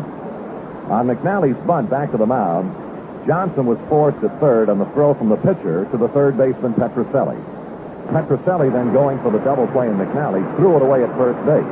McNally took second, Etchebarren third, and then when Etchebarren was hung up off third base, the right fielder recovered Petrocelli's overthrow and threw poorly to third base, and Etchebarren came home with the Orioles' fourth run. So there are two errors charged. Error to the third baseman Petrocelli on a bad throw, and an error to the right fielder Reggie Smith on a bad throw. Swing and a line drive into left field. Charging Yastrzemski makes a good running grab for the final out of the inning. And the Orioles grab one more run at the end of 4.5 innings. The score is now Baltimore 4 and Boston 1. To go over that more than somewhat confusing call of the Orioles' score of their fourth run once more, McNally bunted. Pitcher Brett made the pickup. Threw to third base. That forced Johnson. Now trying to double McNally, Petrocelli's throw to first base got by George Scott. McNally was safe. Etchebarren took third. He rounded third and was hung up. Fell down, and they had him dead to the right. The right fielder recovered Petrocelli's overthrow and threw back to third base. A bad throw at third base allowed Etchebarren to score. And now, with pleasure, the bottom of the fifth inning, and our partner, John Gordon. John? All right, Chuck, it's McNally facing Josephson, and the first pitch is on the corner for a strike, and it's no balls and one strike. The Birds lead at 4-1 here at Fenway Park. Josephson, Griffith, and Brett, the scheduled hitters to face McNally in the bottom of the fifth inning. Swing and a miss on an off-speed pitch, strike two. And McNally quickly ahead of the Red Sox catcher Josephson at no balls and two strikes.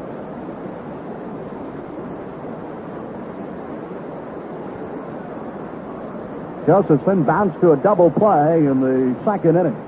Outside for a ball, and it is 1-2 now to the Red Sox catcher.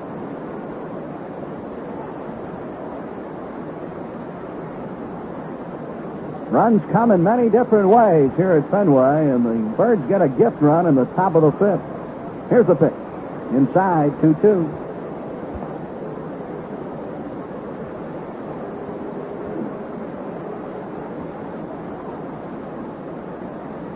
Red Sox catcher 1 for 3 in last night's ball game, and the hit was a triple.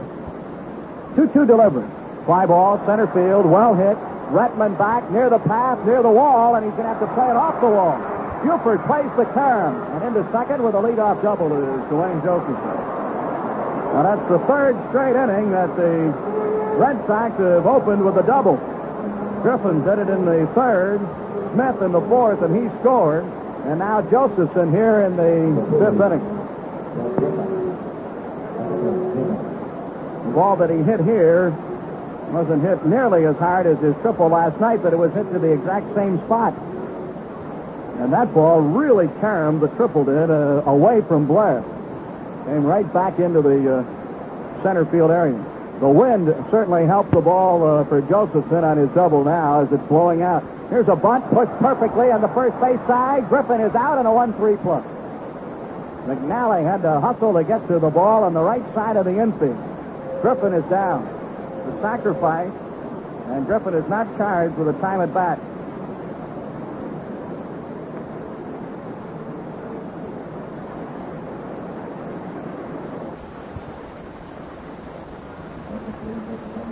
Phil Gagliano is going to pinch back now for Ken Brett. Gagliano hitting 1,000. He is 2 for 2. Seventh game. Scored 3 runs. And he has an RBI. Now at third with 1 down is Josephson. And Gagliano is going to pinch bat for Brett, the pitcher.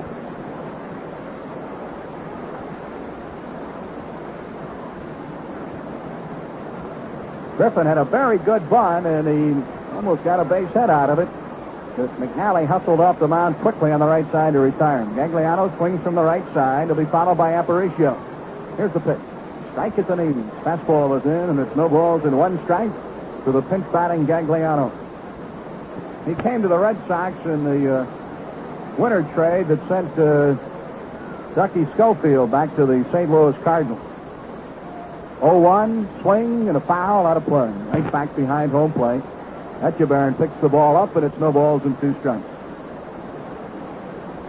4-1, the Birds lead the Red Sox here in the bottom half of the fifth inning. Frank Robinson's 3-run homer in the third, and Reggie Smith's throwing error allowing Etchebarren to score from third. Another run in the fifth inning. McNally rocks and fires the 0-2 to Gagliano. Well hit to left field. Back Buford right at the wall. Now he's going to have to play it off the wall, and Gagliano has a pinch hit double. Scoring on the two-bagger is Josephson from third base. 4-2 game now, and the batter will be Aparicio. Now Gagliano delivers with the pinch hit double and picks up his second RBI of the year. George Bamberger is going to talk to Dave McNally. Well, we've been hearing all along in the series here at Boston about the Red Sox bullpen and the Red Sox bench. Two very strong reasons why they're doing as well as they're doing in this 71 season. And there's an indication there as Eddie Casco brought Gagliano in to hit, and he doubles off the wall and left and drives in a run. Tommy Dukes in the Baltimore bullpen.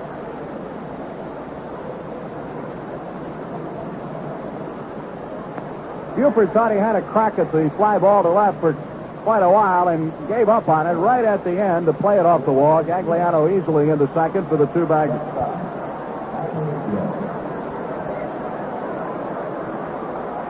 Six hits for the Red Sox now, and four of them are doubles.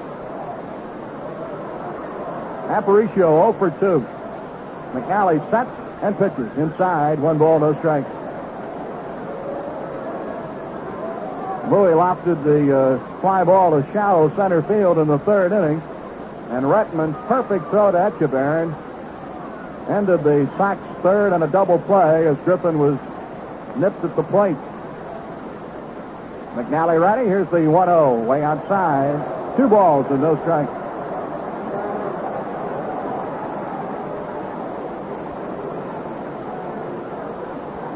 Red Sox 2 down, 4-2, and they're batting in the bottom of the fifth inning.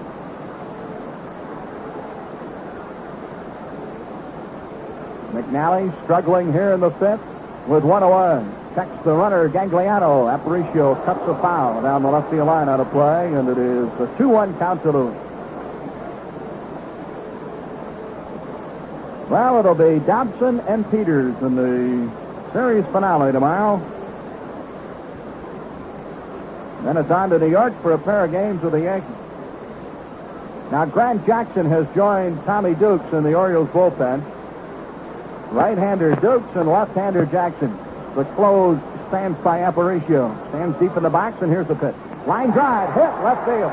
Here comes Gagliano. He's going to hold at third base as Buford is up with the ball quickly. Well, the Red Sox with their third hit of the inning. Aparicio lines one sharply past Belanger into left field. Gagliano had no chance at all to score on that one. 7 hits in the game now for the Sox, and here's Reggie Smith.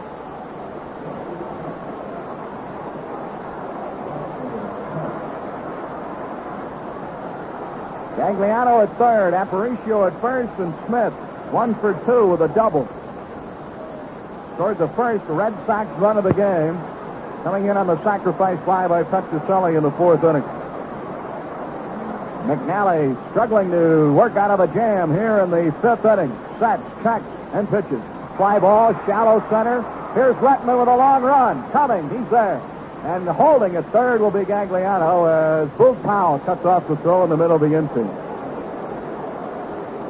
Well, everybody was playing Smith very deep. Not only because of his power, but also because of the wind, which is a factor here. And Redmond had a very long run to make. Buford almost cut him off coming over from left field. Second out of the inning, and here's Yastrzemski. So McNally gets a big out here in the fifth. With 2 away and runners at first and third, he faces the always dangerous and always tough Carl Yastrzemski, who is 2 for 2 today with a pair of singles in the first and fourth innings. Here's the set now by McNally. Looks to Aparicio, glances to Gagliano, and with the curveball, he's low and away for 1 ball and no strikes to Yastrzemski.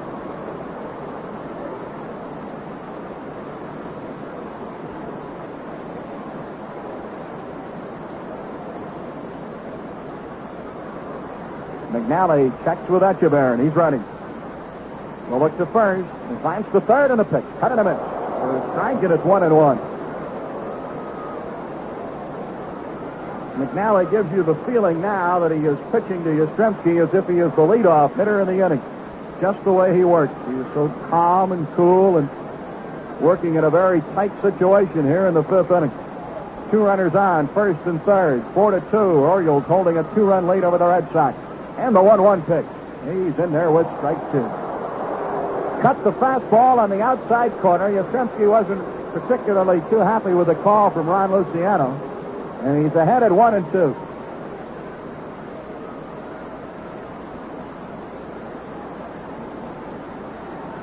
Now the challenge here is McNally against Yastrzemski. The set by Dave, and the 1-2 delivery. Outside, the breaking pitch missed, and it's 2-2.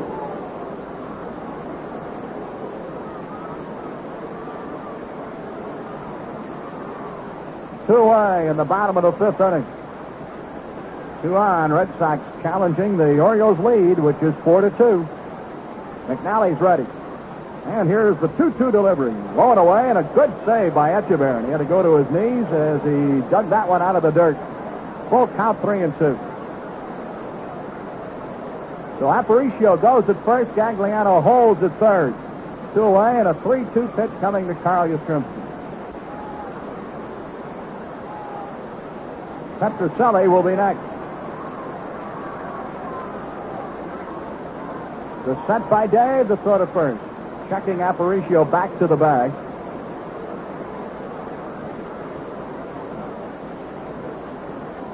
Yes, steps out and then gets back in again. Now he's ready and McNally's ready. So look to the base runner, the 3-2 delivery. Swing and a miss, strike 3. Off-speed pitch, and McNally works out of a jam in the fifth. Sox get 1, lead 2. At the end of 5. Baltimore 4 and Boston 2. Pitching now in relief of Ken Brett is Bob Boland, big right-hander. Brett pitched 2 2/3 innings.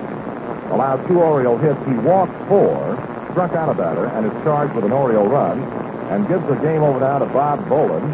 This for Boland will be his 13th appearance of the year. He and Ken Tatum have now both appeared in 13 ball games. Boland is 0-1. Over 10 1/3 innings, allowed 6 hits and 5 earned runs, walking 7, struck out 8, threw a home run ball, and the ERA is 4.35. Bob Boland, who was born down in Smyrna, South Carolina, and now makes his home out in Atherton, California. He had quite an impressive break-in with the Red Sox in September, pitching shutout ball in 8 innings in 6 relief appearances after being used as both a starter and a reliever with the Brewers. Milwaukee obtained him from San Francisco in December of '69 for outfielder Steve Whitaker and Dick Simpson. He had filled both roles as a starter and a reliever for the Giants during 9 Major League seasons, highlighted by a 14-6 record, mostly as a reliever, in 1965. He was 10-5 with a 1.98 ERA with the Giants in '68, and with the Red Sox, he is strictly a relief pitcher. All right, John, let's see if the Orioles can rattle the bats against Bobby Boland. Good enough, Chuck. We had a momentary delay. One of the television cameras for the NBC crew and the nationally televised game here today had to be transported or carried out to the Orioles bullpen, and that was the reason for our delay to start the top of the 6th inning. So Boland takes over. Chuck mentioning that this is his 13th appearance of the year, and Tatum has appeared in 13 ball games. The Red Sox have gone to their bullpen. There's no question about that in the early season. And a lot of their pitchers, 4 of them, as a matter of fact, have been in double figures in appearances. Belanger trying to bunt, takes a strike. He missed it, and it is no balls and 1 strike. The most appearances for the Orioles bullpen pitchers, Watt and Rickard, have appeared in 6 ball games. Belanger to open the top of the 6th inning. Birds lead it 4-2. Boland rocks and fires, and he nearly hit him. Brushed him back. Belanger spinning away, and it is a 1 ball, 1 strike count. Mark 1 for 2 in the game, and he scored a run. He followed by Boog Powell and then Frank Robinson. Foul out of play. Right off the end of the bat, and Mark fouls it to the right. So it is a strike 2 count now to Belanger. There was an interesting quote from Bill Rigney of the Minnesota Twins. The skipper of the Twins was asked about the Red Sox for the 71 season, and he says, I think they will go as far as the bullpen in helping the starting pitchers. Outside for a ball, and it is a 2 ball, 2 strike count. But it all depends on how quickly he can get his bullpen into the ball game, meaning how quickly Casco, the Red Sox manager. There's a high pop in the infield on the left side. Aparicio shading with the glove, waiting. He's got it. Belanger is retired. Red Sox aren't nearly as strong in starting pitchers as the Orioles are, although Culp and Siebert are 2 of the stronger starters in the American League this year. But their bullpen has certainly been a shining light for Casco and the Boston club in the first 5 weeks of the season. Now Boog Powell looking for that first hit of the afternoon and first hit of the series. Fastball with the knee, strike 1 to Boog.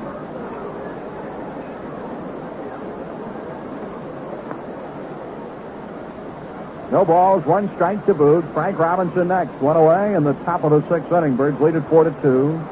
Slider off the plate, and it is a 1 ball, 1 strike count.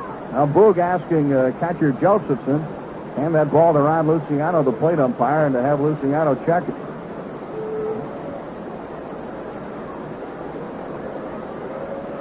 He did not like the looks of the break of that last pitch from Boland. Here's the 1-1 delivery. Swing and a miss. Boog Powell. Right 2, and it's 1-2. Boland reaches back and fires. He's whipping that fastball in, and Boogie challenged it there, but missed it, and it is a 1-2 count.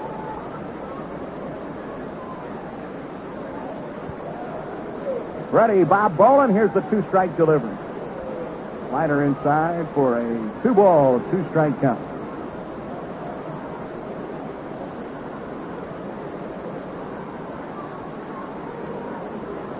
One away, Belanger out on the pop to Aparicio. Here is the 2-2 delivery outside, and a full count now of 3-2. The Red Sox have all, or 3 of the 4 infielders on the right side of the diamond. Aparicio, Griffin, and Scott. And Petrocelli is all by himself on the left side. Payoff pitch. Fouled out of play, and we'll do it again. It's 3-2 to Boog Powell.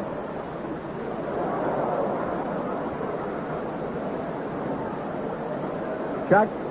The youngster up on the rooftop box was reached out with a container that they filled with popcorn to catch the foul ball. He did everything the way it needed to be done, but the container just wasn't strong enough. The ball went right through it. Just great. Boog at 3 balls and 2 strikes. Boland again, rocking and firing. Boog fouls back to the netting, and it is still a 3-2 count. Peters and Dobson to wind it up tomorrow, and then on to New York for night games Monday and Tuesday. And the road trip ends. Night games against the Senators of Washington Wednesday and Thursday. Back home a week from yesterday, the Friday night date against Boston. 3-2 delivery. Foul again, and this one coming right back to the press area. Bouncing off the facing of the press deck and bouncing back onto the playing field. Birds 4, Red Sox 2. We're in the top of the 6th. Nagy started, Brett in the third, and now Boland, the third Red Sox pitcher to work. Boog swings and fouls it again, and I believe this one's going to reach the seats. It will. This one off to the left. Josephson and Petrocelli both moving to the ball, but watching it fall about 20 rows up.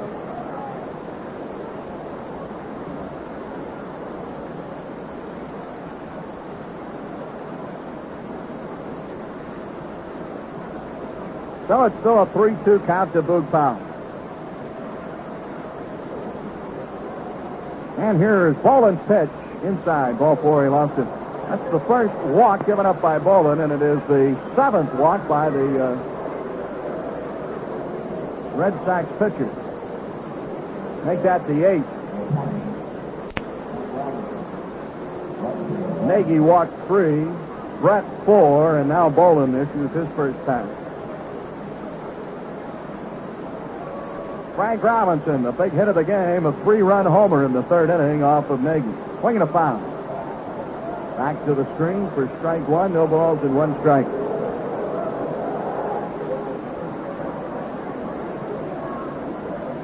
Frank 1 for 2 in the game.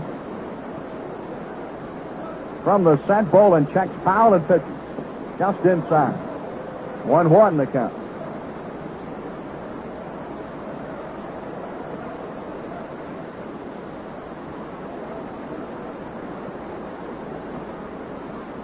Merv Redmond waiting to hit next. The Orioles hoping to add to their 4-2 lead here in the 6th inning. Strike, breaking pitch in. 1-2 to Frank.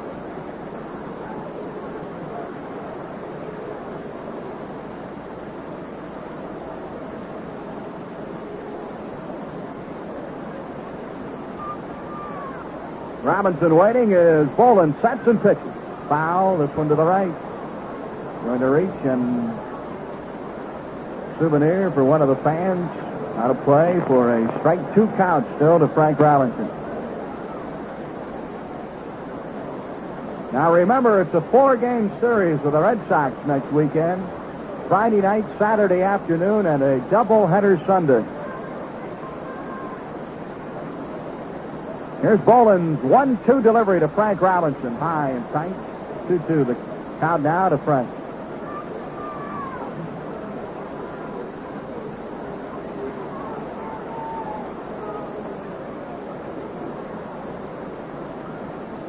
Burns trying to whack a game off that 2.5-game lead the Red Sox have. Swing and a miss. Strike 3. Frank Robinson is retired on Boland's first strikeout of the game. Good low breaking pitch from Boland. Now Merv Redmond. Boland spent most of his major league career with San Francisco. He was traded to the Milwaukee club last year, and then he was purchased by the Red Sox last September. Here's Redmond looking at a low pitch for 1 ball and no strikes. Merv 1 for 3 in the game.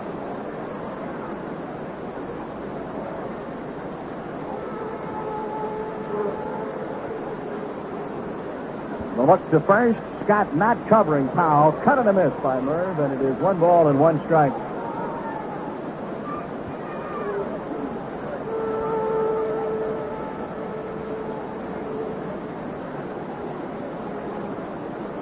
Last year with the Milwaukee club, Boland in 32 games, and he started 20 of them. There's that breaking pitch in, the hard slider from Boland.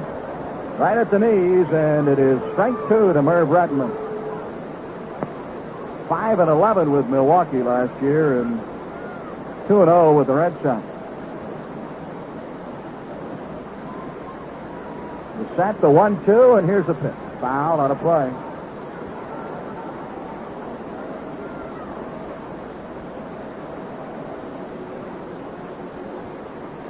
Well, the Orioles have 4 runs on 6 hits. Red Sox 2 runs on 8 hits.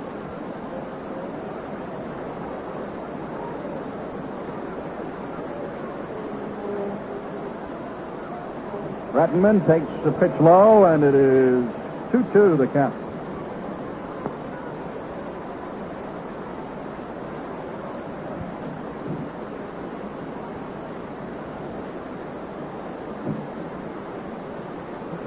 Boland ready. Here's the delivery. Look out. Gets away from Josephson. Decks Redmond, and on to second goes Boog Powell. And here comes Earl Weaver out now to talk to Ron Luciano. And Weaver now is putting up a pretty good beat to Ron Luciano on that last pitch by Boland. That was a little bit more than high and tight and decked Merv. He did not like it one bit. And he certainly let Luciano know about it.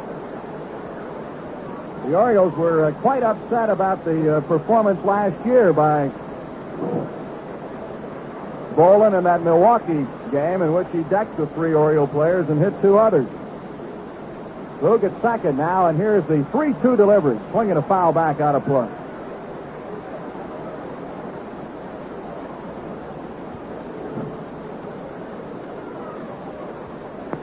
Three balls, 2 strikes, the count to Redmond.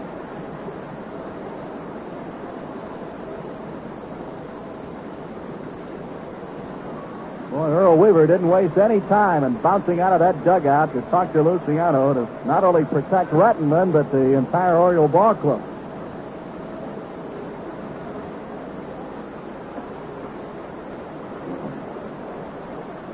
Boland taking some time now. Now he's ready. Set. Checks Powell, and here's the pitch. All 4 up high and inside. Redmond draws a 2-out walk. 2 runners are on. The second walk of the inning by Boland, and here is Brooks Robinson.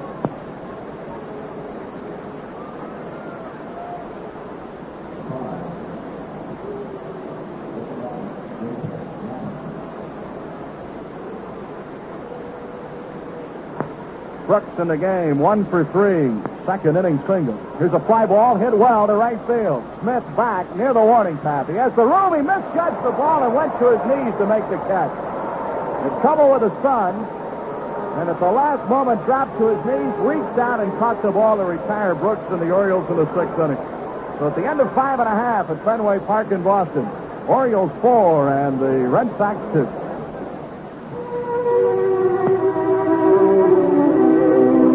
Oh, look here. It's the National Beer Troubadour.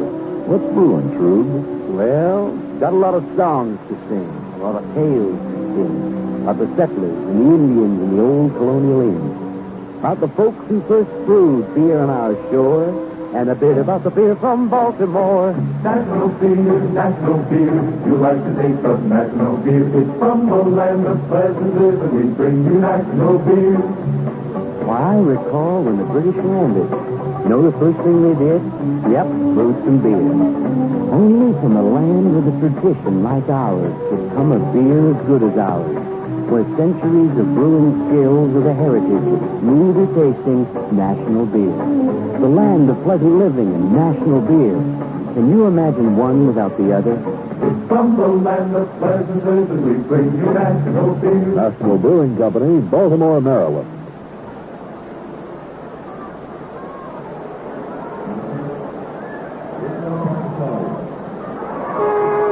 Scoreboard, it's the Cleveland Indians 4, the Yankees 2. They have now gone 7.5 innings, and John, you'll have to bring them up to date on the rest of it. Back to the action. Okay, good, Chuck. Here's Petrocelli. Looks at a change of pace pitch, and it is 1 ball and no strikes.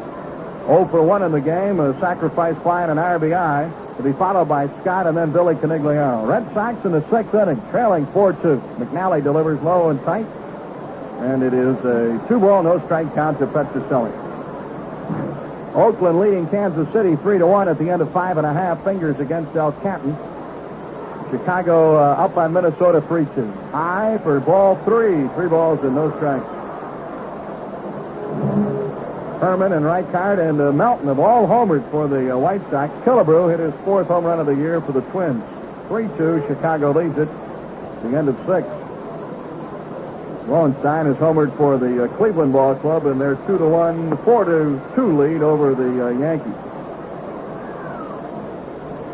3-0 to Petrocelli. He lost in ball 4. That's McNally's first walk of the game. So on 4 pitches, Petrocelli walks, and it'll be Scott now, who is 1 for 2 in the contest. The Birds jumped ahead 3-0, and a 3-run homer by Frank Robinson in the 3rd inning. They added another run in the fifth when Etchebarren scored on a throwing error charged to right fielder Reggie Smith.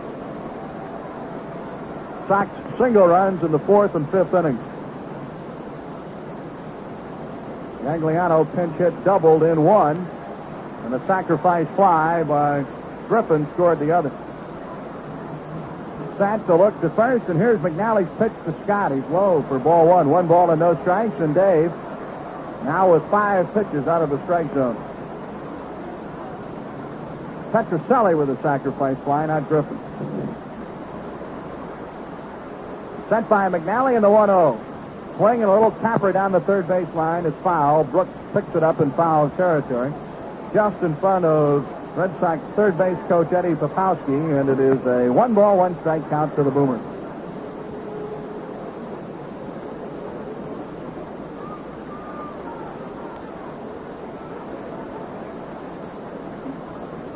Red Sox with nobody out and 1 on in the 6th inning. Canigliaro will be next. Here's McNally's 1-1 away from the plate. Etchebarren had to reach for it, and it's 2 balls and 1 strike.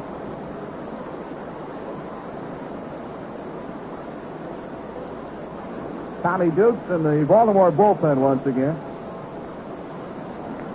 Here's the 2-1. McNally low, 3 balls and a strike.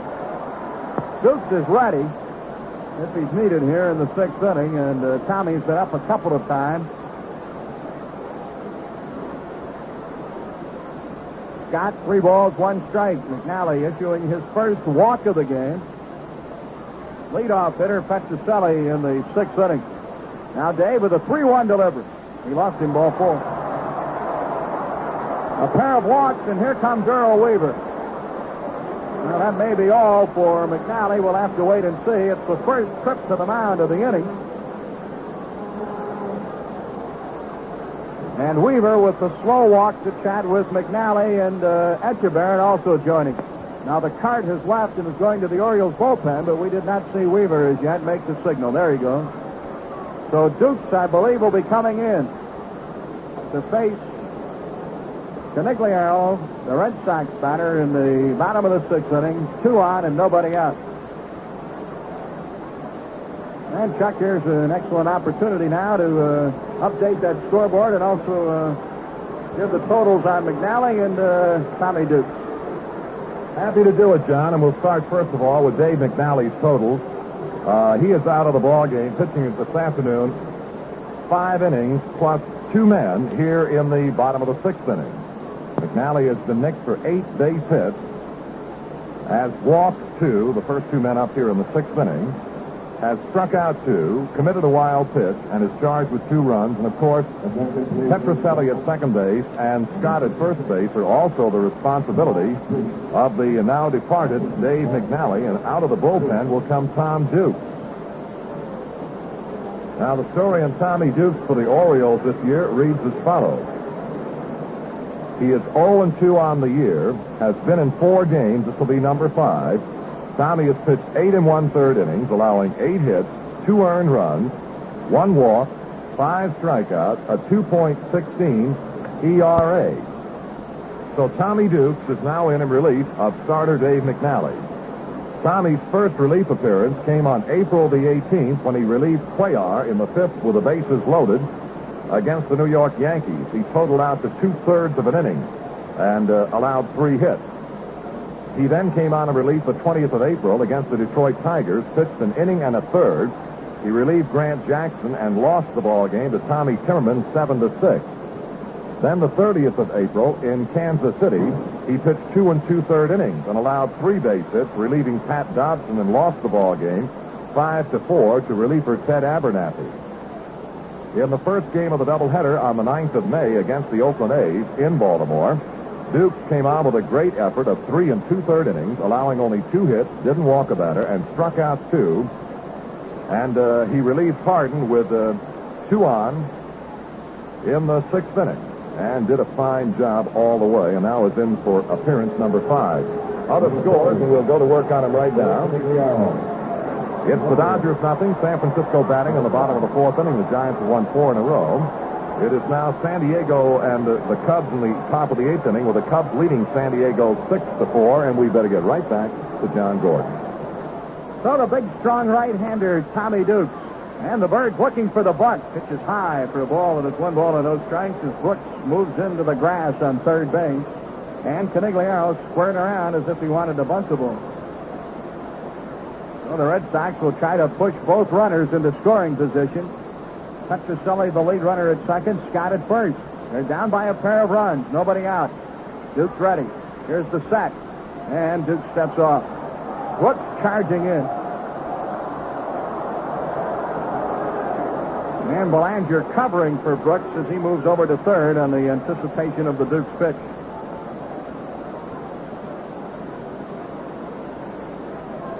Dick Hall and Grant Jackson loosening up in the Baltimore bullpen. Here's the 1-0. Strike in. Fastball. As Canigliaro again wanted to bunt, but he took the pitch for a 1-1 count. 4-2, the Orioles lead the Red Sox. Here at Fenway Park as the Sox bat in the bottom of the 6th inning. Tom Dukes in relief of Dave McNally. The pitch, the ball bunted, missed, and it is a strike to Canigliaro. Ron Luciano did not see the foul tip and asked for help from his umpiring crew, and he got it right away. That pitch was low, but Canigliaro made bat contact on the pitch.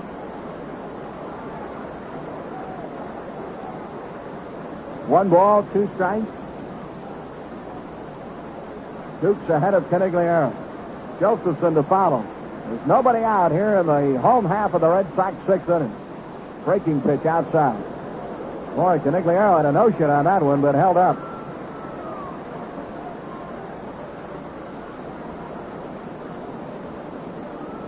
Two balls, 2 strikes, 2 on, nobody out. Red Sox threat in the 6th inning. They're down by a pair of runs, trailing 4-2. Sent by Dukes in a pitch. He got him. Called strike 3. The curveball is in. Canigliaro looked at it. Tommy Dukes has the first big out of the inning. Well, he missed with that curveball and then came right back with it and got Canigliaro looking.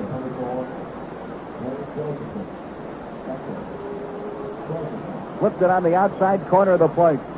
Now Josephson, who has a double and 2 trips. Red Sox runners still at first and second. Griffin will be next.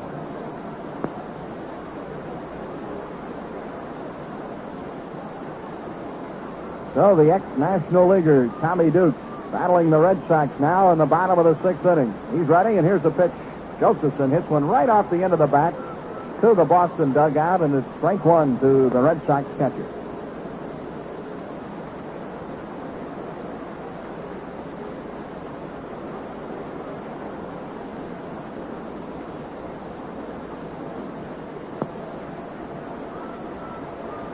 Dukes checks with Echeverry. Tommy leaning in. Now he's ready. Here's the set. The look to Petrocelli at second, and the pitch. Foul out of play, and Tommy quickly ahead now at no balls and 2 strikes.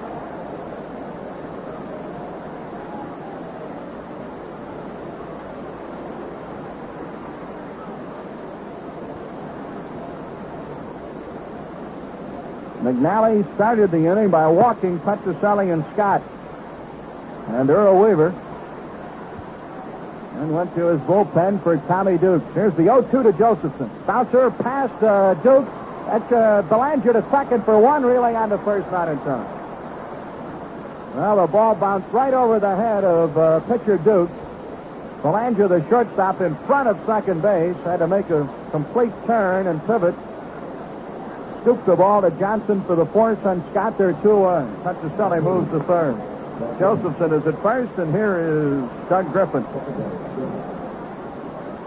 Fielder's choice has scored 6 full. The out is Scott at second. Now the Red Sox have runners at the corners at first and third with 2-1. And a bouncer hit shortstop way by Griffin. Belanger to second. The inning is over. And a very fine relief job by Tommy Dukes to retire the Red Sox, and they do not score in the 6th inning. We've completed 6 at Fenway Park, and it is Baltimore 4 and Boston 2. Andy, we haven't been on a picnic in years. Isn't it lovely in this meadow? It's beautiful, Dolly, but do you think we should have climbed that fence? It's a perfect spot, Andy. Here, help me unpack the lunch basket. Dolly, why is the picnic basket filled with cans of STP oil treatment? Oh, no. That's the basket I always keep in the car to make sure we Granatelli's never run out of STP. I mean, how would it look with us always telling people how important it is to use STP to help any car's engine run smoother, cooler, quieter, longer? Yes, Dolly, I know, but... And you're always saying how STP oil treatment keeps engine parts lubricated better than ordinary motor oil alone. But, Dolly, what will we do for food? Well, Andy, I don't think we had enough for a picnic anyway. Why? Your bright red STP jacket, dear. It's already attracted one extra guest for lunch, and he's coming fast.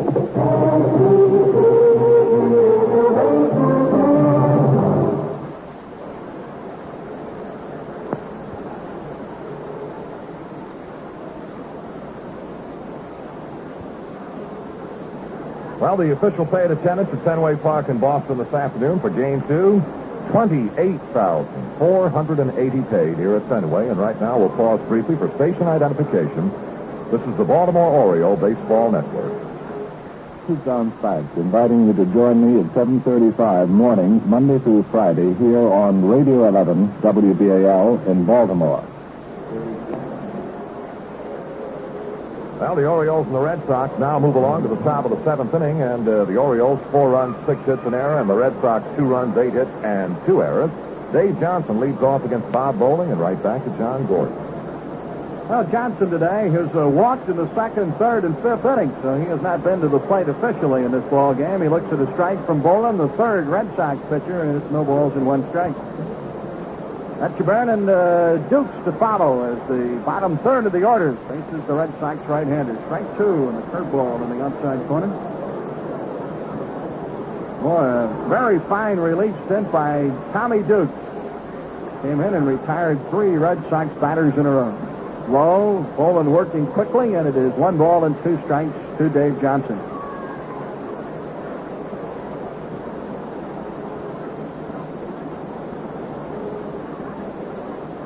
Now Boland rocks and fires the 1-2. Dave swings at a line drive, hit right field. 1 hop in front of Reggie Smith, and it is Johnson's first hit of the ball game. Number 7 for the Birds, and here's Etcheburn.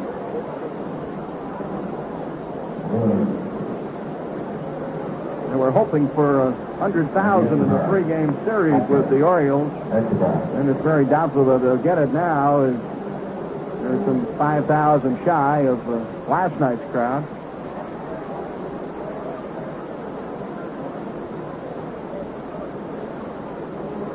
Etcheburn has a hit in 3 trips. He struck out, forced a runner, and singled his last time up. Scored the Orioles' 4th run of the game. Fastball inside for a ball, 1 ball and no strikes to Andy.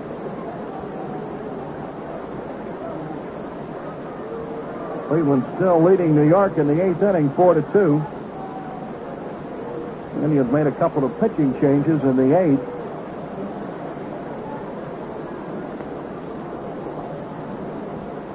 Johnson at first. Nobody out, and here's the pitch to Andy. It's low, and it's 2-0.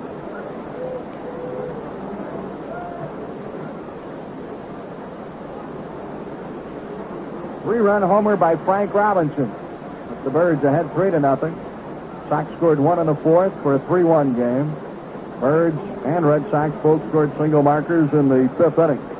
Andy takes a letter-high fastball for a strike, and it is 2-1.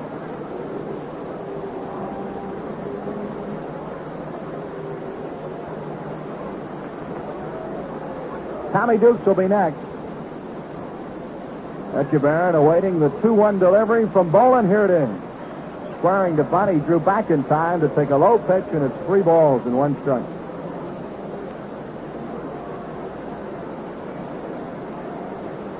Dobson against Peters tomorrow. That's the windup in this 3-game series. On to New York for a pair with the Yankees Monday and Tuesday. The set to pitch. Inside, ball 4. Boland has issued his 3rd walk of the game. This is just his 2nd inning in relief. And now Dukes will be the batter. 2 on, and Nobody out here in the top of the 7th inning. George Scott is in to talk to Bob Boland.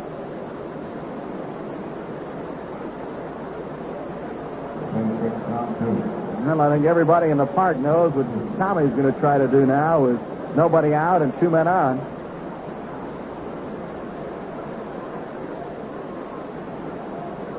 Here's the set by Boland. The infield of the Sox moving and looking for the bunt. The pitch is low for a ball, and it's 1 ball and no strikes.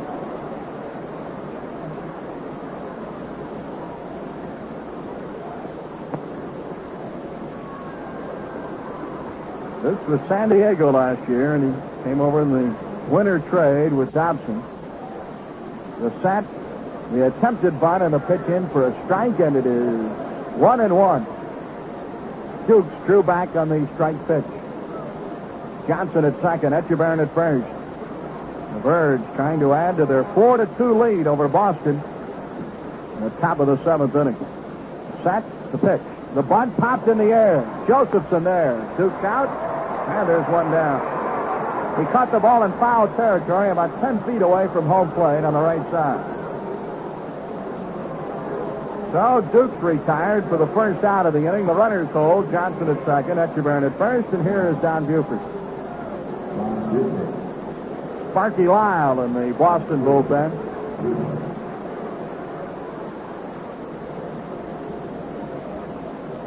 Buford a hit in 2 trips.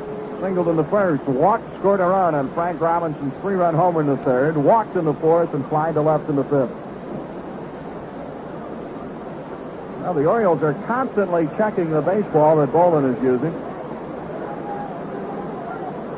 Boog Powell asked to look at the ball a while back, and now Buford has just asked to look at it. That, of course, is the hitter's privilege. Pitch to Buford. Ground ball. Hit. Right field. Watching Johnson. He makes the turn at 3rd. Smith up with the ball, and Etchebarren back to second in time as Johnson scores the 5th run of the game. Andy made a big sweeping turn at second base. Smith, no chance to get Johnson scoring. And he threw behind the runner Etchebarren, and they almost got Andy. But he gets back to second in time. So Buford drives in a run, his 10th RBI of the year, with a base hit to right. Johnson scores the Birds' 5th run of the ball game, and they now lead it 5-2.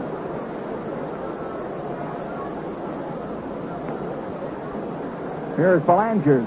Check swinging, a low pitch. It's a ball, and it's 1-0 to Martin. So with 1 away, 2 on, the Birds have increased their lead to 5-2. Set by Boland in the pitch. Strike at the letters. 1 ball, 1 strike.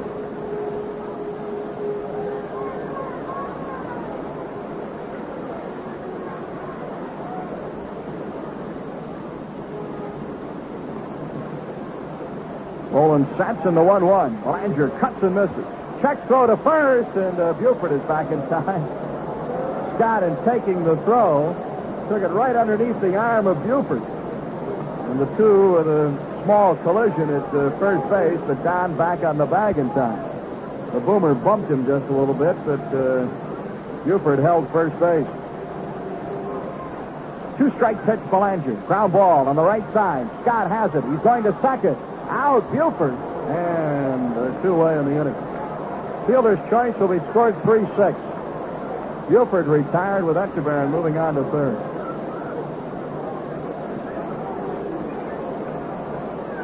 Now Boog with 2 down and 2 on.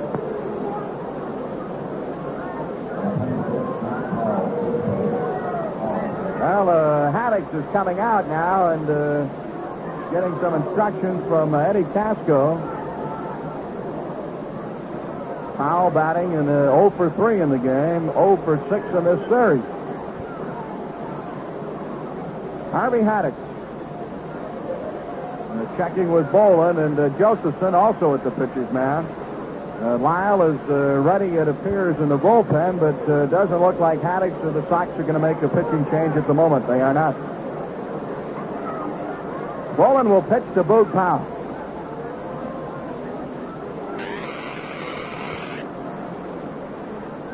Five to 2, the Orioles have increased their lead. Boog walked in the 6th inning. He faced Boland in that frame. Struck out, grounded out, and forced a runner. Inside, 1 ball, no strikes.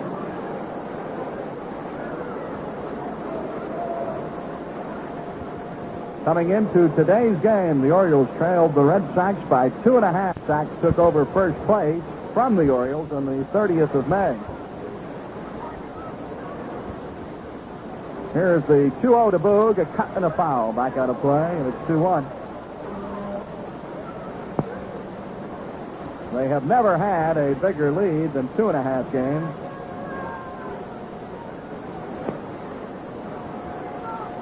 They played well on their recent road trip and held that lead over the Birds.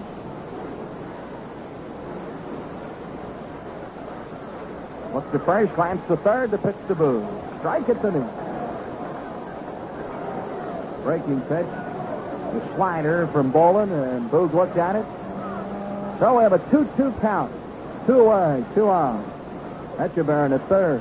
Belanger at first. Scott is holding Belanger at first base. Here's the set and the pitch. High and away, 3-2. Well, now Boog is trotting down to first, and he's going to have to come back for one more pitch. He thought that was ball 4. You want to talk quickly? Everybody glances at their scorecard as Boog drifted away to first. Chuck? I kind of think that Boog didn't realize that Luciano called that little slider a strike. It looks like Boog felt perhaps that it was outside a little bit and just didn't pay very much attention. Here we go. Now the payoff pitch. Belanger will be running. There he goes. High and away, ball 4, and Boland walks it. Now that's 4 walks by Boland in his relief stint, which started in the 6th inning. Bases are loaded for Frank Robinson. And Haddix is going to come out, and that'll be all for Boland. So Boland will be relieved now as Harvey Haddix is making the second trip to the pitcher's mound. You know, looking back too, Chuck, that was kind of a delayed call by Luciano. And I really think that Boog thought that was a ball. And he did get the walk on the 3-2 pitch. So Haddix with a second trip. Boland came in the 6th inning. He walked 2 in that frame. He has now walked 2 in this inning. He has given up 2 hits in this frame and is charged with a run, and he leaves the game with the bases loaded. Etchebarren at third, Belanger at second, and Powell at first. Birds lead at 5-2 as we move into the late innings of this ball game. But there never is such a thing as a safe lead at Fenway Park. Chuck? How true, John. Well, we have a chance now as Boston is changing pitching again to give you a complete rundown on the scoreboard, and we'll start in the National League, and San Diego and the Cubs are now in the 9th inning with Chicago leading 6-4 over San Diego. Stevens started for the Padres, Kelly in the 1st, Miller in the 5th, Laxton in the 7th inning. Jenkins is going right along for the Bruins. 6-4 Cubs over San Diego. They are in the 9th inning, top of the ninth. Singer for the Dodgers, Marichal for the Giants. No score at the end of an inning and a half. And we have a couple of night games. New York will be at Pittsburgh tonight, Philadelphia at Atlanta, Montreal at Cincinnati, and St. Louis at Houston. In the American League, it's the Cleveland Indians 4, the New York Yankees 2. The Yankees are batting in the bottom of the 9th inning.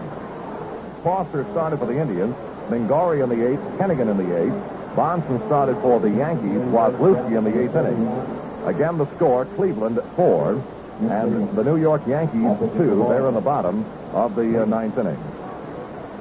Oakland and Kansas City. It's Oakland 3, Kansas City 1. They are in the last half of the 7th inning. Fingers started. Darrell Knowles relieved him in the 6th inning, and Dal Canton is pitching it for Kansas City. It's the Chicago White Sox 8, the Minnesota Twins 2. They are in the top of the 8th inning. Bart Johnson for the White Sox. Perry, Paranovsky, and Williams in that order for the Minnesota Twins. And here at Fenway Park in Boston, as Frank Robinson is the do-batter into the bullpen, manager Eddie Casco has brought the former California Angel, Ken Tatum. And the story on Tatum, this will be his 14th appearance. He's won a game, he's lost 2. He has pitched a total of 16 1/3 innings in relief for the Bo Sox this year, pitched to an earned run of 2.76, walking 8, struck out 6, thrown 1 home run ball, and hit 2 batters. Okay, John. Well, Tatum 7-4 last year with the Angels in 62 games. He was the Big player in the Tony Conigliaro acquisition for the Red Sox. He faces Frank with the bases loaded. And 2 down in the top of the 7th inning. He's ready for the full line and the pitch. Strike at the knee. No balls and 1 strike. Fastball from Tatum to Frank Robinson. Frank is 1 for 3 with a 3-run homer in the 3rd inning off of starter Mike Nagy. This is the 4th Red Sox pitcher to work in the ball game. Nagy, Brett in the 3rd, Boland in the 6th, and now Tatum in the 7th. Etchebarren at 3rd, Belanger at 2nd, Powell at 1st. 2 away, and the Red Sox infield very deep and the outfield deep. Here's the 1-0-1, and a cut and a miss, strike 2, and it's no balls and 2 strikes. Low breaking pitch to Frank Robinson. He did not want to swing at it, but he committed himself and went around.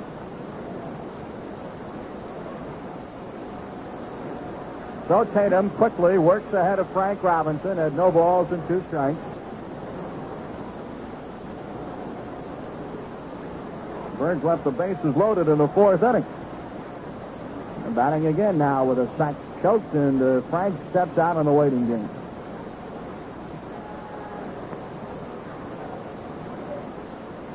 (5-2) Baltimore leads. Now Tatum ready, and here's the 0-2 pitch. Outside and low, 1 ball, 2 strikes.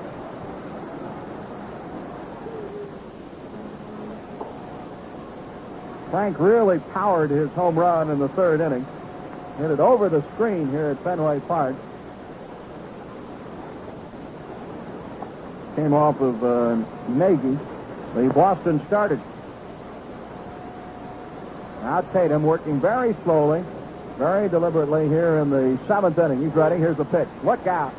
It's going to be a foul ball, an inside jam pitch that Frank, in spinning away from, made contact and bounced it off the bat and his foot into fair territory. Very good pitch from Tatum. It was in tight. Frank was handcuffed on it. So we'll go at 1-2 now to Frank Robinson.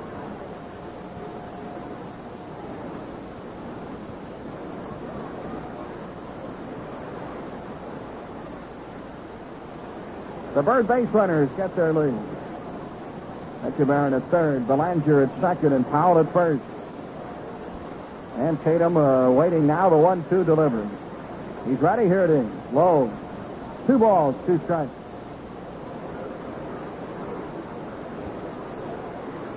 Merv Redmond waiting to hit next. Chance for the Birds to break this one open. They have a 5-2 lead. With the bases loaded and 2 down. Tatum with a 2-2 delivery to Frank Robinson. He's outside. So the string is all the way up. 3 balls, 2 strikes. Bases loaded, 2 away in the top of the 7th, and everybody will be running on this one. George Stoller at first base, reminding Belanger and Boog Powell of the count. Billy Hunter doing likewise to Etchebarren at 3rd. Let's see if Tatum changes his style of delivery now and goes to the stretcher. He's going to go to the line. There they go, and here's the pitch. Popped it up on the left side of the infield. Petrocelli waiting behind 3rd. He's got it, and the inning is over, and the Birds leave the sack choked in the 7th inning. So at the end of 6.5 with 7th inning stretch time coming up here at Fenway, it is Baltimore 5 and Boston 2.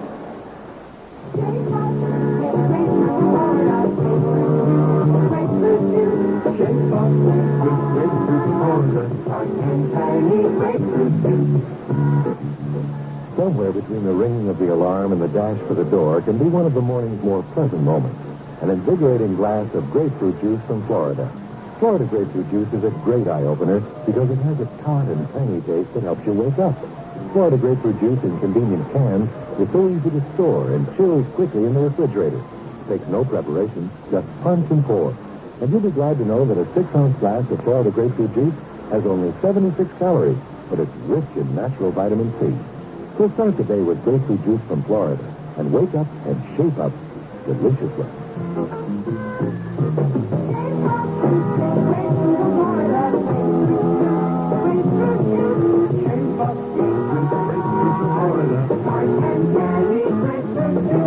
Florida grapefruit growers. Final score from Yankee Stadium, the Indians have defeated the Yankees again by a count of 4-2. The winning pitcher is Foster, 3-2, and Bonson is the loser, 1-5. Oakland 3, Kansas City 1, and they're on the bottom of the 7th inning. White Sox 8, and Minnesota 2. They're on the top of the 8th inning. A pinch hitter is Joe LaHood, and let's get right back to John Gordon. Well, here's left-hander Joe LaHood batting for Tatum in the number 9 spot, to be followed by Aparicio and then Smith. 5-2 lead as Duke pitches to LaHood, and a cut and a foul. Off of the protective mask of catcher Andy Etchebarren. Strike 1 to LaHood.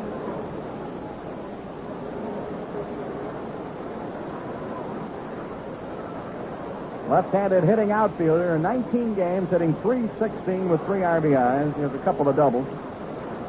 Pitch didn't miss by much, but it's low, and it is a 1-1 count to LaHood. A couple of years ago, he had a real fast start for Boston and featured in Sports Illustrated as the coming outfielder for the Red Sox. But he never really has been able to make it, LaHood.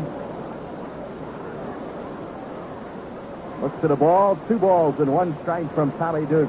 To the line, and Duke's ready. Here's a pitch. Foul back. Strike 2, 2 balls, 2 strikes.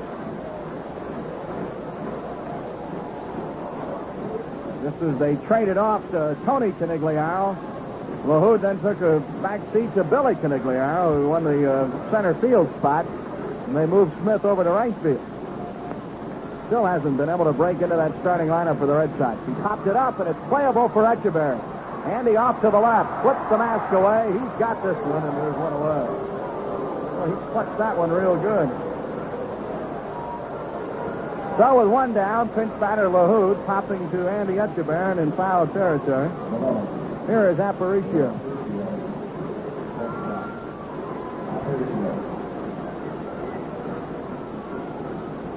Little Louie is 1 for 3 in the game, and a hit his last time up.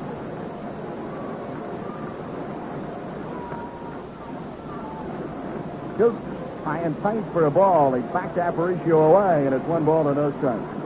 The Red Sox RBIs today: Petrocelli on the sacrifice fly, and Gagliano in the pinch hit double. Ground ball, third base, 1 hop to Brooks. He has it. Couple of steps and a flip over to Boog, and they're 2 down. Dukes has now retired 5 in a row in the relief stint when he came in for Mcnally. The Bird RBIs, 3 for Frank Robinson on the home run in the 3rd inning, and Buford an RBI on his single in the 7th inning off of Tatum. There was no RBI on the error play by Reggie Smith that scored Etchebarren in the 5th inning. Here's Smith now batting left-handed against the right-handed offerings of Tommy Duke. He is 1 for 3 in the game. Swing and a miss. He was behind that Tommy Duke fastball. No balls and 1 strike. Smith doubled in the 4th and scored a run.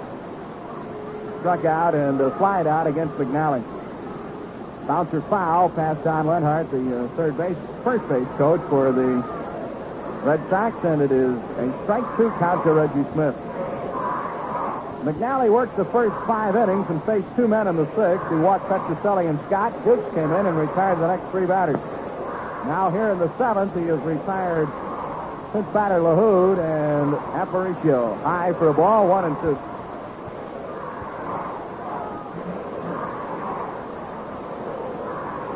Five to 2. The Orioles lead the Red Sox here at Fenway Park in the 7th inning. And the pitch. High and away, ball 2. 2 balls, 2 strikes.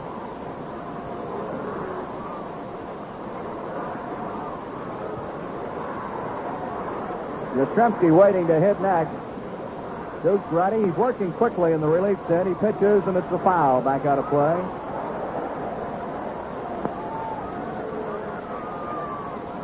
Gary Peters, the left-hander, and Pat Thompson, the right-hander tomorrow in the series windup. Dick Hall in the Baltimore bullpen. Here's Duke with a 2-2 delivery to Reggie Smith. Third ball up and away for ball 3, and a full count to Reggie now at 3 and 2. Right back with a pay pitch. He got him. No, he didn't. Fouled it off, and it popped right out of the glove of Etchebarren. Boy, Smith just got a little piece of that one, and Andy couldn't quite hold the foul ball. So we'll do it again at 3-2. And here it is. This time he fouled it again. And he can't quite hold that foul tip. Popped out of his glove for the second straight time. So Smith hanging tough now against the right-hander Duke. 3 balls, 2 strikes, 2 away, nobody on in the 7th inning. Red Sox batting. Here's a pop that's a possible play for Etchebarren. He's there, waiting now as he puts the mask away. He's got it. Smith retired, and Duke pitches the first 1-2-3 inning of the ball game. That's all for the Red Sox as they're out in 1-2-3 order. The end of 7th. Baltimore 5 and Boston 2. No, sir. I never seen a cow. Seen plenty of rats, though. A sad situation. More than that, a sign of danger for a lonely child in a poor neighborhood. He can see a cow, a brown cow, something to look forward to and something to remember afterward. He or she can spend a week or two high in the good, clean air of the Pocono Mountains. Learn how to laugh again far from the dirt and smells of city streets. You and WBAL Radio can make it possible. St. Augustine's Mission down on South Broadway has several hundred children earmarked for a wonderful week or two of mountain vacation at $20 a head for 1 week. That's quite a lot of money. But WBAL Radio believes its warm-hearted listeners can and will make it possible. Will you send what you can now with a check or money order made out to kids? Send your contribution of $1 or $2 or $5 to Kids, WBAL Radio, Baltimore 21211. Send what you can for a kid's sake. And for heaven's sake, do it now.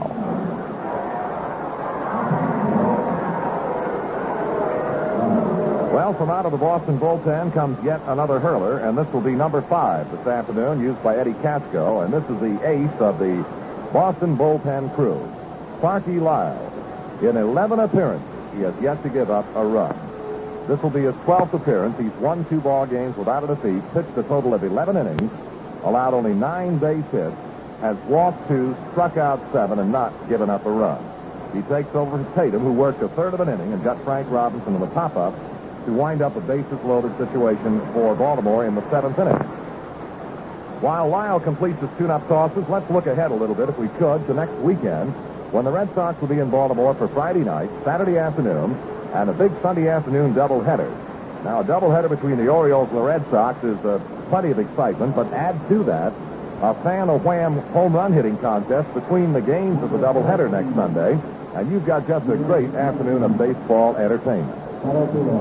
5 contestants chosen at random from the stadium will have an opportunity to swing at the fences and a $1,000 grand prize between games of the Oriole-Red Sox doubleheader a week from tomorrow. Okay, John. Well, here's the 5th pitcher to work in the game. He faces Redmond. It's Lyle, and he's low and inside. 1 ball and no strikes. Well, we've seen Lyle, Tatum, Brett, and Boland out of that bullpen. And the other fellow that's been so successful for the Red Sox in the bullpen, Bill Lee, has not pitched today. Nagy started. Oh, and inside. Wild pitch. It was stopped by Josephson, but Lyle had no control on that one, and it's 2 balls and no strikes. Redmond to be followed by Brooks, and then Dave Johnson. Birds in the 8th. They lead it 5-2. Low ball 3, and it's 3 balls and no strikes. Now we're getting a good look at that Boston bullpen today. The 4th pitcher to come out of the bullpen is Sparky Lyle. Strike, and it's 3-1. The 5 pitchers that Katsko has used in his bullpen this year, Lyle, Tatum, Brett, Boland, and Lee. 3-1 delivery. Foul out of play. Strike 2, 3-2. They've won 6 and lost 5, and they have 12 saves in the year, including Lyle's perfect 2-0 record and 5 saves.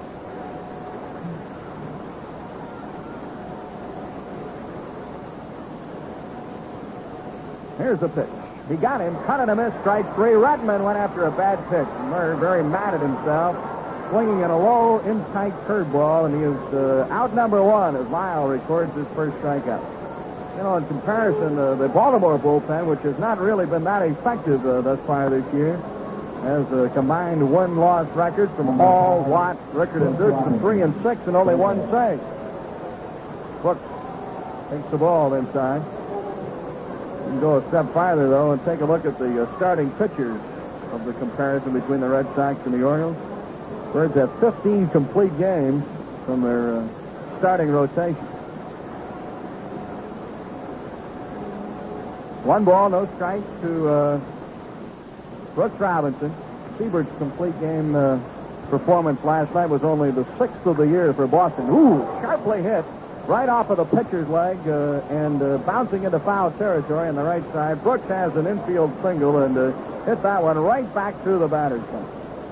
Well, he pounced that one off of the pitcher Lyle's leg. He appears to be all right. And Brooks is on with a single, his second hit of the game. He's 2 for 5 in the contest. The Birds now have 9 hits. Here is Dave Johnson. Ball charmed right off of Lyle's leg off into foul territory on the right side. Johnson swinging and missing for his strike. No balls and 1 strike. 1 away, 1 on. Brooks with his second hit of the game. At a station break in just a second. Set by Lyle. The look to Brooks and a pitch. Cut and a miss. Strike 2, and it is no balls and 2 strikes. Lyle is keeping the pitch low and in tight to the right-handed hitters. Davey today, 1 for 1. He walked in the 2nd, 3rd, and 5th innings, and he singled to right field in the 7th inning. He got him swinging a miss, strike 3, and Johnson after a bad pitch. 2 strikeouts in the inning. Before Echeverry bats. Let's pause for station identification. This is the Baltimore Orioles Baseball Network. This is Nick Steffen, your weekend gardener. Tune in each Saturday morning at 10:30 here on Radio 11 WBAL Baltimore. 2 strikeouts for Lyle in the inning, Redmond and Johnson. And here's Echeverry. Out on a foul, back behind home plate, strike 1, no balls and 1 strike. Both Merv and Johnson struck out on low fastballs that appeared to be out of the strike zone. And he has a hit in 3 trips. Birds now have 9 in the game. Red Sox have 8. 5-2 Baltimore lead. Foul ball to the Baltimore dugout on the left side, and it is strike 2 to Andy.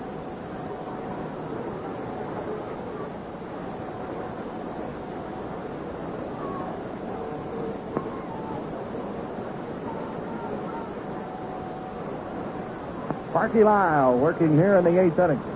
He's the set in the 0-2. Bouncer, third base way. Petrocelli has it to second for Forrest, and the inning is over. Brooks is forced at second for the final out of the inning. At the end of 7 1/2, it is Baltimore 5 and Boston 2. Andy, do you hear something? Yes, I hear a mechanic sing into a car. Come on, I want to meet him. Hold it, Dolly. He's singing on his song. Automobile, why kiss you on the wheel? You look so beautiful, but how do you feel?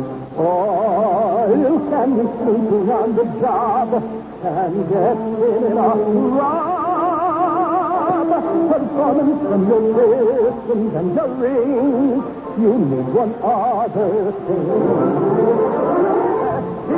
You need some STD. One little can keep you running free. Smoother, cooler, quieter, longer too. The racer's edge was made for you. When engines need a friend, you must agree. That friend is STD.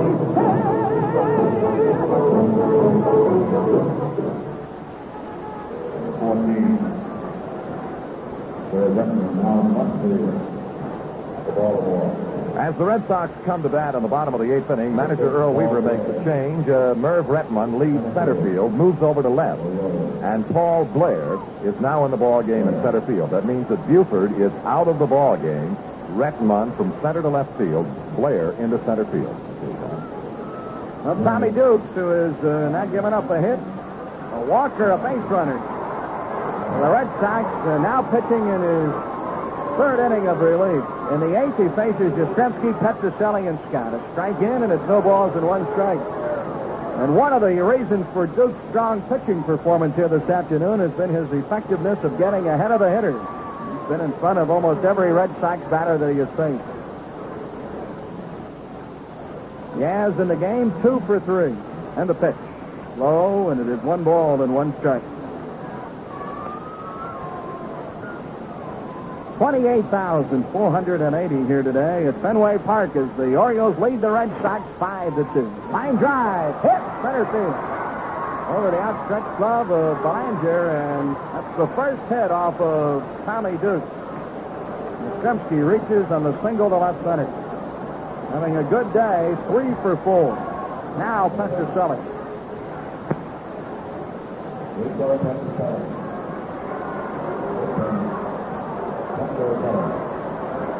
Etchebarren is talking with Dukes at the pitcher's mound. Petroselli is 0 for 1 in the game. He drove in a run with a sacrifice fly in the 4th inning. He walked in the 6th inning. Mcnally started, worked the first 5 innings, and then 2 batters in the 6th. Here's a fly ball, deep left field. Well hit, and it is a Petroselli home run.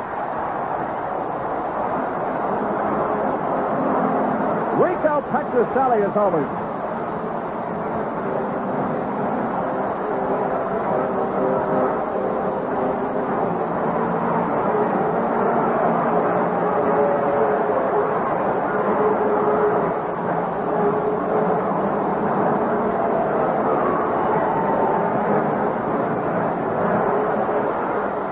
Petroselli with his 3rd home run of the year. He has now driven in 19 runs in the season. That's the first home run given up by Tommy Dukes this year. Scott swinging and missing, strike 1. Nobody out as the Red Sox start the 8th with a hit by Yastrzemski and a homer by Petroselli.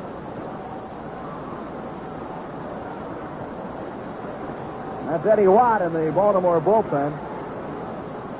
Trying to get loose in a hurry. Canigliaro will follow Scott. Dukes reaching back. Here's a high pop into shallow right field. Frank Robinson coming in. He's there. Scott is retired, and there's 1 away.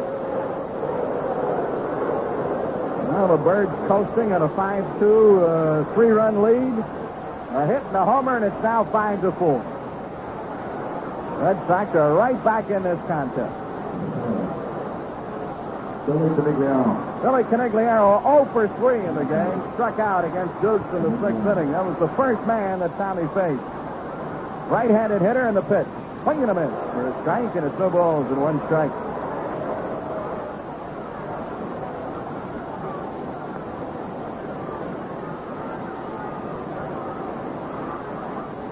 Tommy working quickly. He's running, and here's the pitch. Down ball to shortstop Belanger. Big hop off the grass to Mark. Low throw, but they get Canigliaro and a nice scoop by Boog Powell.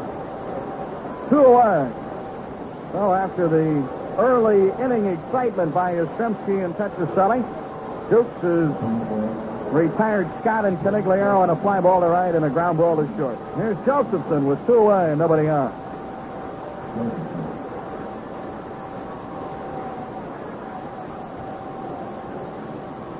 Dukes had retired 6 Red Sox hitters in a row for the hit by Yaz in this inning. Here's a foul out of play.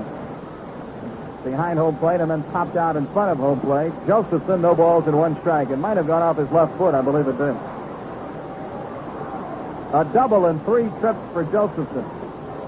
Red Sox now have 10 hits in the game. The Orioles have 9. 5-4. The Birds by a run over Boston.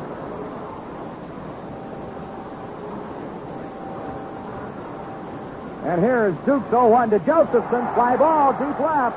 Redmond is there on the warning pass. He got it, and the inning is over. So Dukes gives up a hit to Yastrzemski and a homer to Petroselli, but works out of the big trouble in the 8th inning. Sox get 2, and at the end of 8, Boston trails Baltimore. The Orioles 5 and the Red Sox 4. National beer, you like the taste of national beer. It's from the land of pleasant living. We bring you national beer. and oyster roast, and national beer, crab feet, and national beer, clam bake, and national beer, Virginia ham, and national beer, stuffed rock, and national beer, Maryland chicken, and national beer. in the land of pleasant living, it's clear. Food tastes better with national beer, national beer. You like the taste of national beer. It's from the land of pleasant living. We bring you national beer. Great food and great beer. That's a land of pleasant living tradition. Especially when your beer is smoothly tasting national beer. It's from the land of pleasant living. We bring you national beer. National Bohemian, the pleasant living beer. National Brewing Company, Baltimore, Maryland. Just a reminder to all the Oriole fans in the Baltimore area that there are plenty of box and reserve seats available for all of those weekend dates coming up against the Red Sox, Friday, Saturday, and a doubleheader Sunday. You can buy your tickets in advance at the Orioles W2 ticket window, Memorial Stadium, from 9 a.m. until 6 p.m., Monday through Saturday. And in addition, box and reserve seats are also available downtown at the Lord Baltimore Hotel, at all Hotel Cone stores, Towson at the Penn Hotel, and during regular weekly business hours. Check it, Tommy Dukes to face Sparky Lyle here in the ninth inning. 1-run lead for the Birds.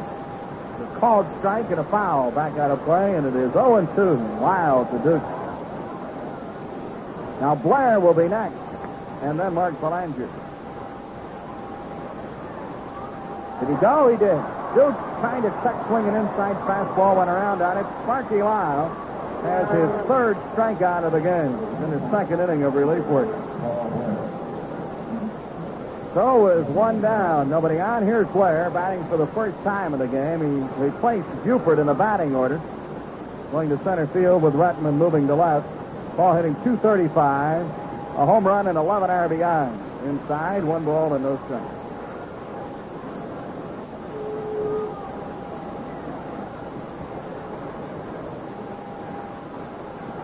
Low for a ball. Opening game of the series last night, Blair went 0 for 4. 5-4. The Orioles lead by a run as they face Sparky Lyle here in the top of the ninth inning. There's a fly ball hit to deep left field, and it is well hit. It is a Paul Blair home run, and the Birds have a 2-run lead. Blair connects for his second home run of the year, a line shot home run to the screen and left. And it's 6-4. The Birds leading by a pair, and it'll be Mark Belanger now with 1 away. That's the first run that Sparky Lyle has given up this year. Blair's 1-out home run here in the ninth inning. Boy, he shot that one to the screen in a hurry. Now Belanger. Here's the pitch. Strike to mark, and it's no balls and 1 strike. The Birds' second home run of the game. Frank had the first one in the third inning. Well, a little breathing room now as we go to the ninth with at least a 2-run lead. Bouncer for a hit through the left side of the infield. Belanger is out. Second hit off of Lyle in this inning, third in the game. The Orioles have now increased their hit total to 11 for the game, and Booth Powell will be the batter. Second hit of the game for Belanger. Just looking ahead to that Red Sox ninth, it'll be Griffin to open it. A pinch hitter, I'm sure, for Lyle or the Red Sox pitcher, and then Aparicio.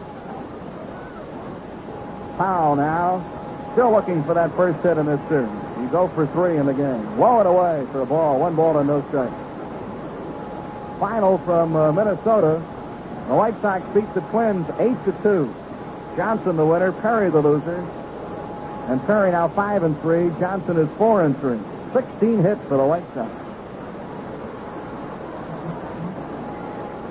Powell, 1 ball, no strike.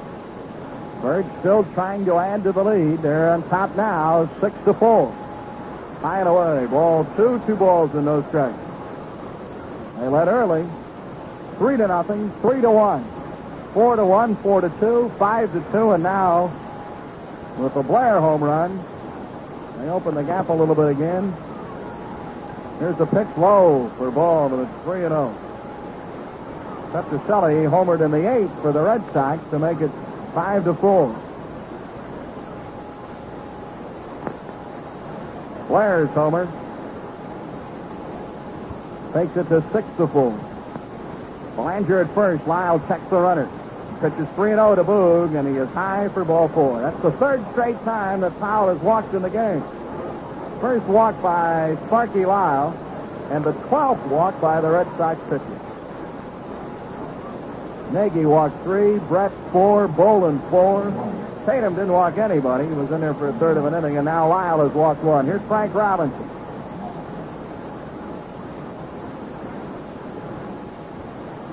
A home run and 4 trips for Frank. 3-run homer in the third inning. Low, 1 ball, no strikes. Lyle continues to work low inside to the right-handed hitting Orioles. 2 on, 1 down, and here is Lyle's 1-0 to Frank. Line drive, hit, left field. And it's cut off by Yastrzemski. Here is a throw to the plate, but it won't be in time, and Belanger scores the 7th run of the game for the Orioles. Frank Robinson delivers. Second hit of the game and 4th RBI as Belanger scores, and it is now 7-4. Stopping at second is Boog Powell. And here comes Tony Henderson once again, and they may have the 6th Boston pitcher of the game. Scoring Belanger, and it is now 7-4. Merv Redmond is the scheduled batter. Haddix is checking with Lyle. No indication as yet of whether or not we'll have a new Boston pitcher. Still the conversation. Well, in this inning, Duke opened it by striking out. Blair homered to the screen in left field, making it 6-4. Belanger single to left. Powell walked, and Frank Robinson has just drilled a single to left center, cut off by Yastrzemski. And he made a wild throw to the infield grass in an attempt to get Belanger at the plate, but Mark scored easily. So with runners at first and second, Redmond will be the batter, and Lyle is still in there. Here's the pitch. Little tapper hit right out in front of the mound. Tough play. Lyle picks it up, throws to first. Safe Redmond as the ball came out of the glove of Scott. Now we'll wait for a ruling. It's a hit for Redmond. An infield single. Merv sliding into first base, and Scott couldn't hold the throw from Lyle, and Merv is out with a single. Now the bases are loaded. The 4th hit of the inning and the 5th off of Lyle. And Brooks will bat with a sack choked and 1 away here in the top of the 9th inning. Orioles lead at 7-4. Inside for a ball, and it's 1 ball and no strikes. Here's the 7th man to bat in the inning. 13 hits on the board for the Orioles now. Sparky Lyle has given up 2 runs in this inning and 5 hits. Here's the pitch. Strike on the inside corner. No balls. One ball, 1 strike to Brooks. Lyle had pitched, as Chuck told you, 11 innings without giving up a run. It's the 12th one in this ball game. Was the 8th without giving up a marker, but 13th was unlucky for Sparky Lyle as he has given up 2 runs here in this, the 9th inning. Foul ball for a strike, and it's 1-2 to Brooks.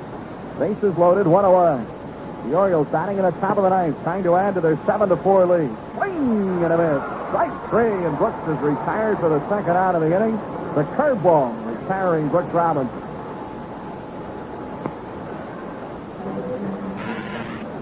Now Johnson, the 8th man to bat in the inning. Powell the 3rd. Frank Robinson at 2nd. Redmond at 1st. Dave Johnson takes the ball low, and it's 1 ball to no strikes. He's 1 for 2 in the game.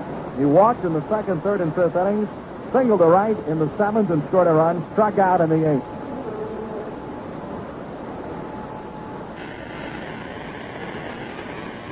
And the pitch to Johnson. Swing and a miss to Johnson is 1 run. The Birds have left a man on in every inning, and the bases loaded in the 4th and 7th inning. Now here they have the bases loaded again here in the 9th. The left on base total right now is 15. Here's a line drive caught by Griffin, and the inning is over.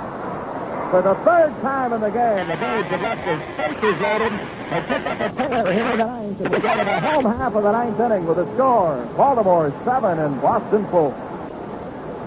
Well, we go to the last half of the ninth inning at Fenway Park with the Orioles leading 7-4, and it'll be Doug Griffin to lead off, and behind him, pinch hitter Mike Fiore is in the on-deck circle. We'll get right back to John Gordon. First pitch of the ninth is popped in the air to center, and Blair is calling everybody away. Griffin out on one pitch. Boy, that's the way to get the leadoff hitter in the ninth inning at Fenway Park. Get him out of there in a hurry. One down, Griffin retired, and now we'll get Fiore, the pinch batter. In 14 games, Fiore still looking for his first hit. He is 0 for 19.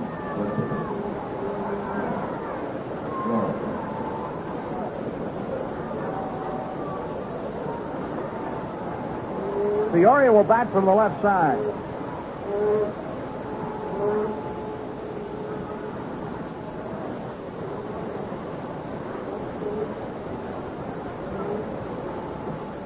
Here's Dukes to the line and the pitch. Strike in, and it's no balls in one strike. The fastball at the knee.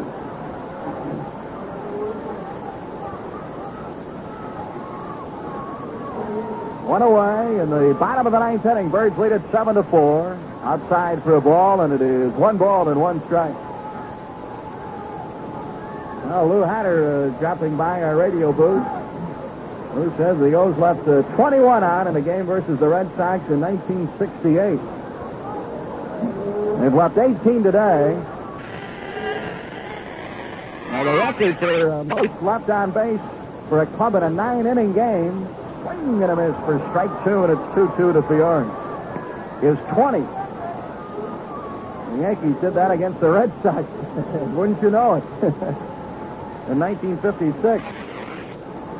Swing and a miss, strike 3, and Tommy Dukes has retired the first 2 hitters to face him here in the 9th inning. Tommy pitched very well in relief today. He gave up the hit to Yastrzemski and the home run to Petroselli after retiring 6 in a row. That came in the 8th inning, and then he got the next 3 batters. Now he has a string of 5 in a row, and he's facing Aparicio. The National League record is 18, held by 3 clubs, so the Orioles 2 away from tying an American League record by leaving 18 on in this 9-inning contest. At least it's 9 innings right now. Strike to Aparicio, no balls and 1 strike. Louis is 1 for 4 in the game. Duke's working quickly. He's high, and it is 1 ball and 1 strike. The Orioles win it. The win will go to Mcnally. And the save credited for Duke. And it's an honest save. Here's the pitch. Line drive. It'll drop for a hit to left. Aparicio keeps that little spark going for the Red Sox in the 9th inning. And now Reggie Smith. 7-4. Tying run moves to the on-deck circle now for the Red Sox. Smith stepping in, batting left-handed, 1 for 4 in the game. Against Dukes in the 7th, he popped up to catcher Etchebarren. Here's the pitch to Reggie. Line drive. Hit center field. Stopping at second. Aparicio 2 out, and here's Yastrzemski. Boy, just like that. Boom, boom. The Red Sox have a pair of hits here in the 9th inning, and they're still alive in the bottom of the 9th.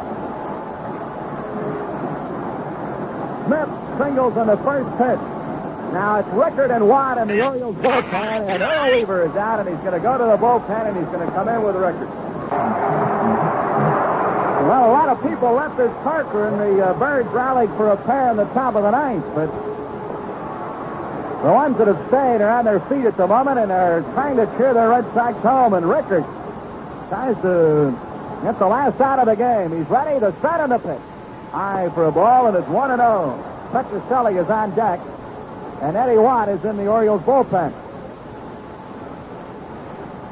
1 ball, no strikes to count to Yastrzemski. Aparicio at second. Smith at first. Yaz represents the tying run in the game. Cut it on this for a strike, and it's 1-1. And a healthy cut it was by Mr. Yastrzemski. 2 away, 2 on.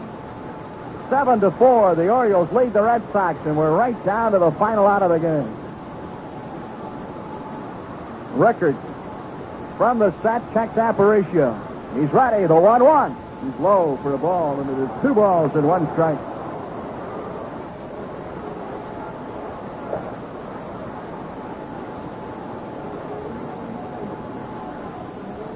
With 2 down, Dukes gave up a hit to Aparicio and a single to Smith. Now Yaz, his record is in relief of Dukes. Fly ball center field. It's well hit, but plenty of room for Blair. He's waiting. He's got it. And that's it. The Orioles win it by a score of 7-4. Now Chuck will be right back with today's game totals after this message.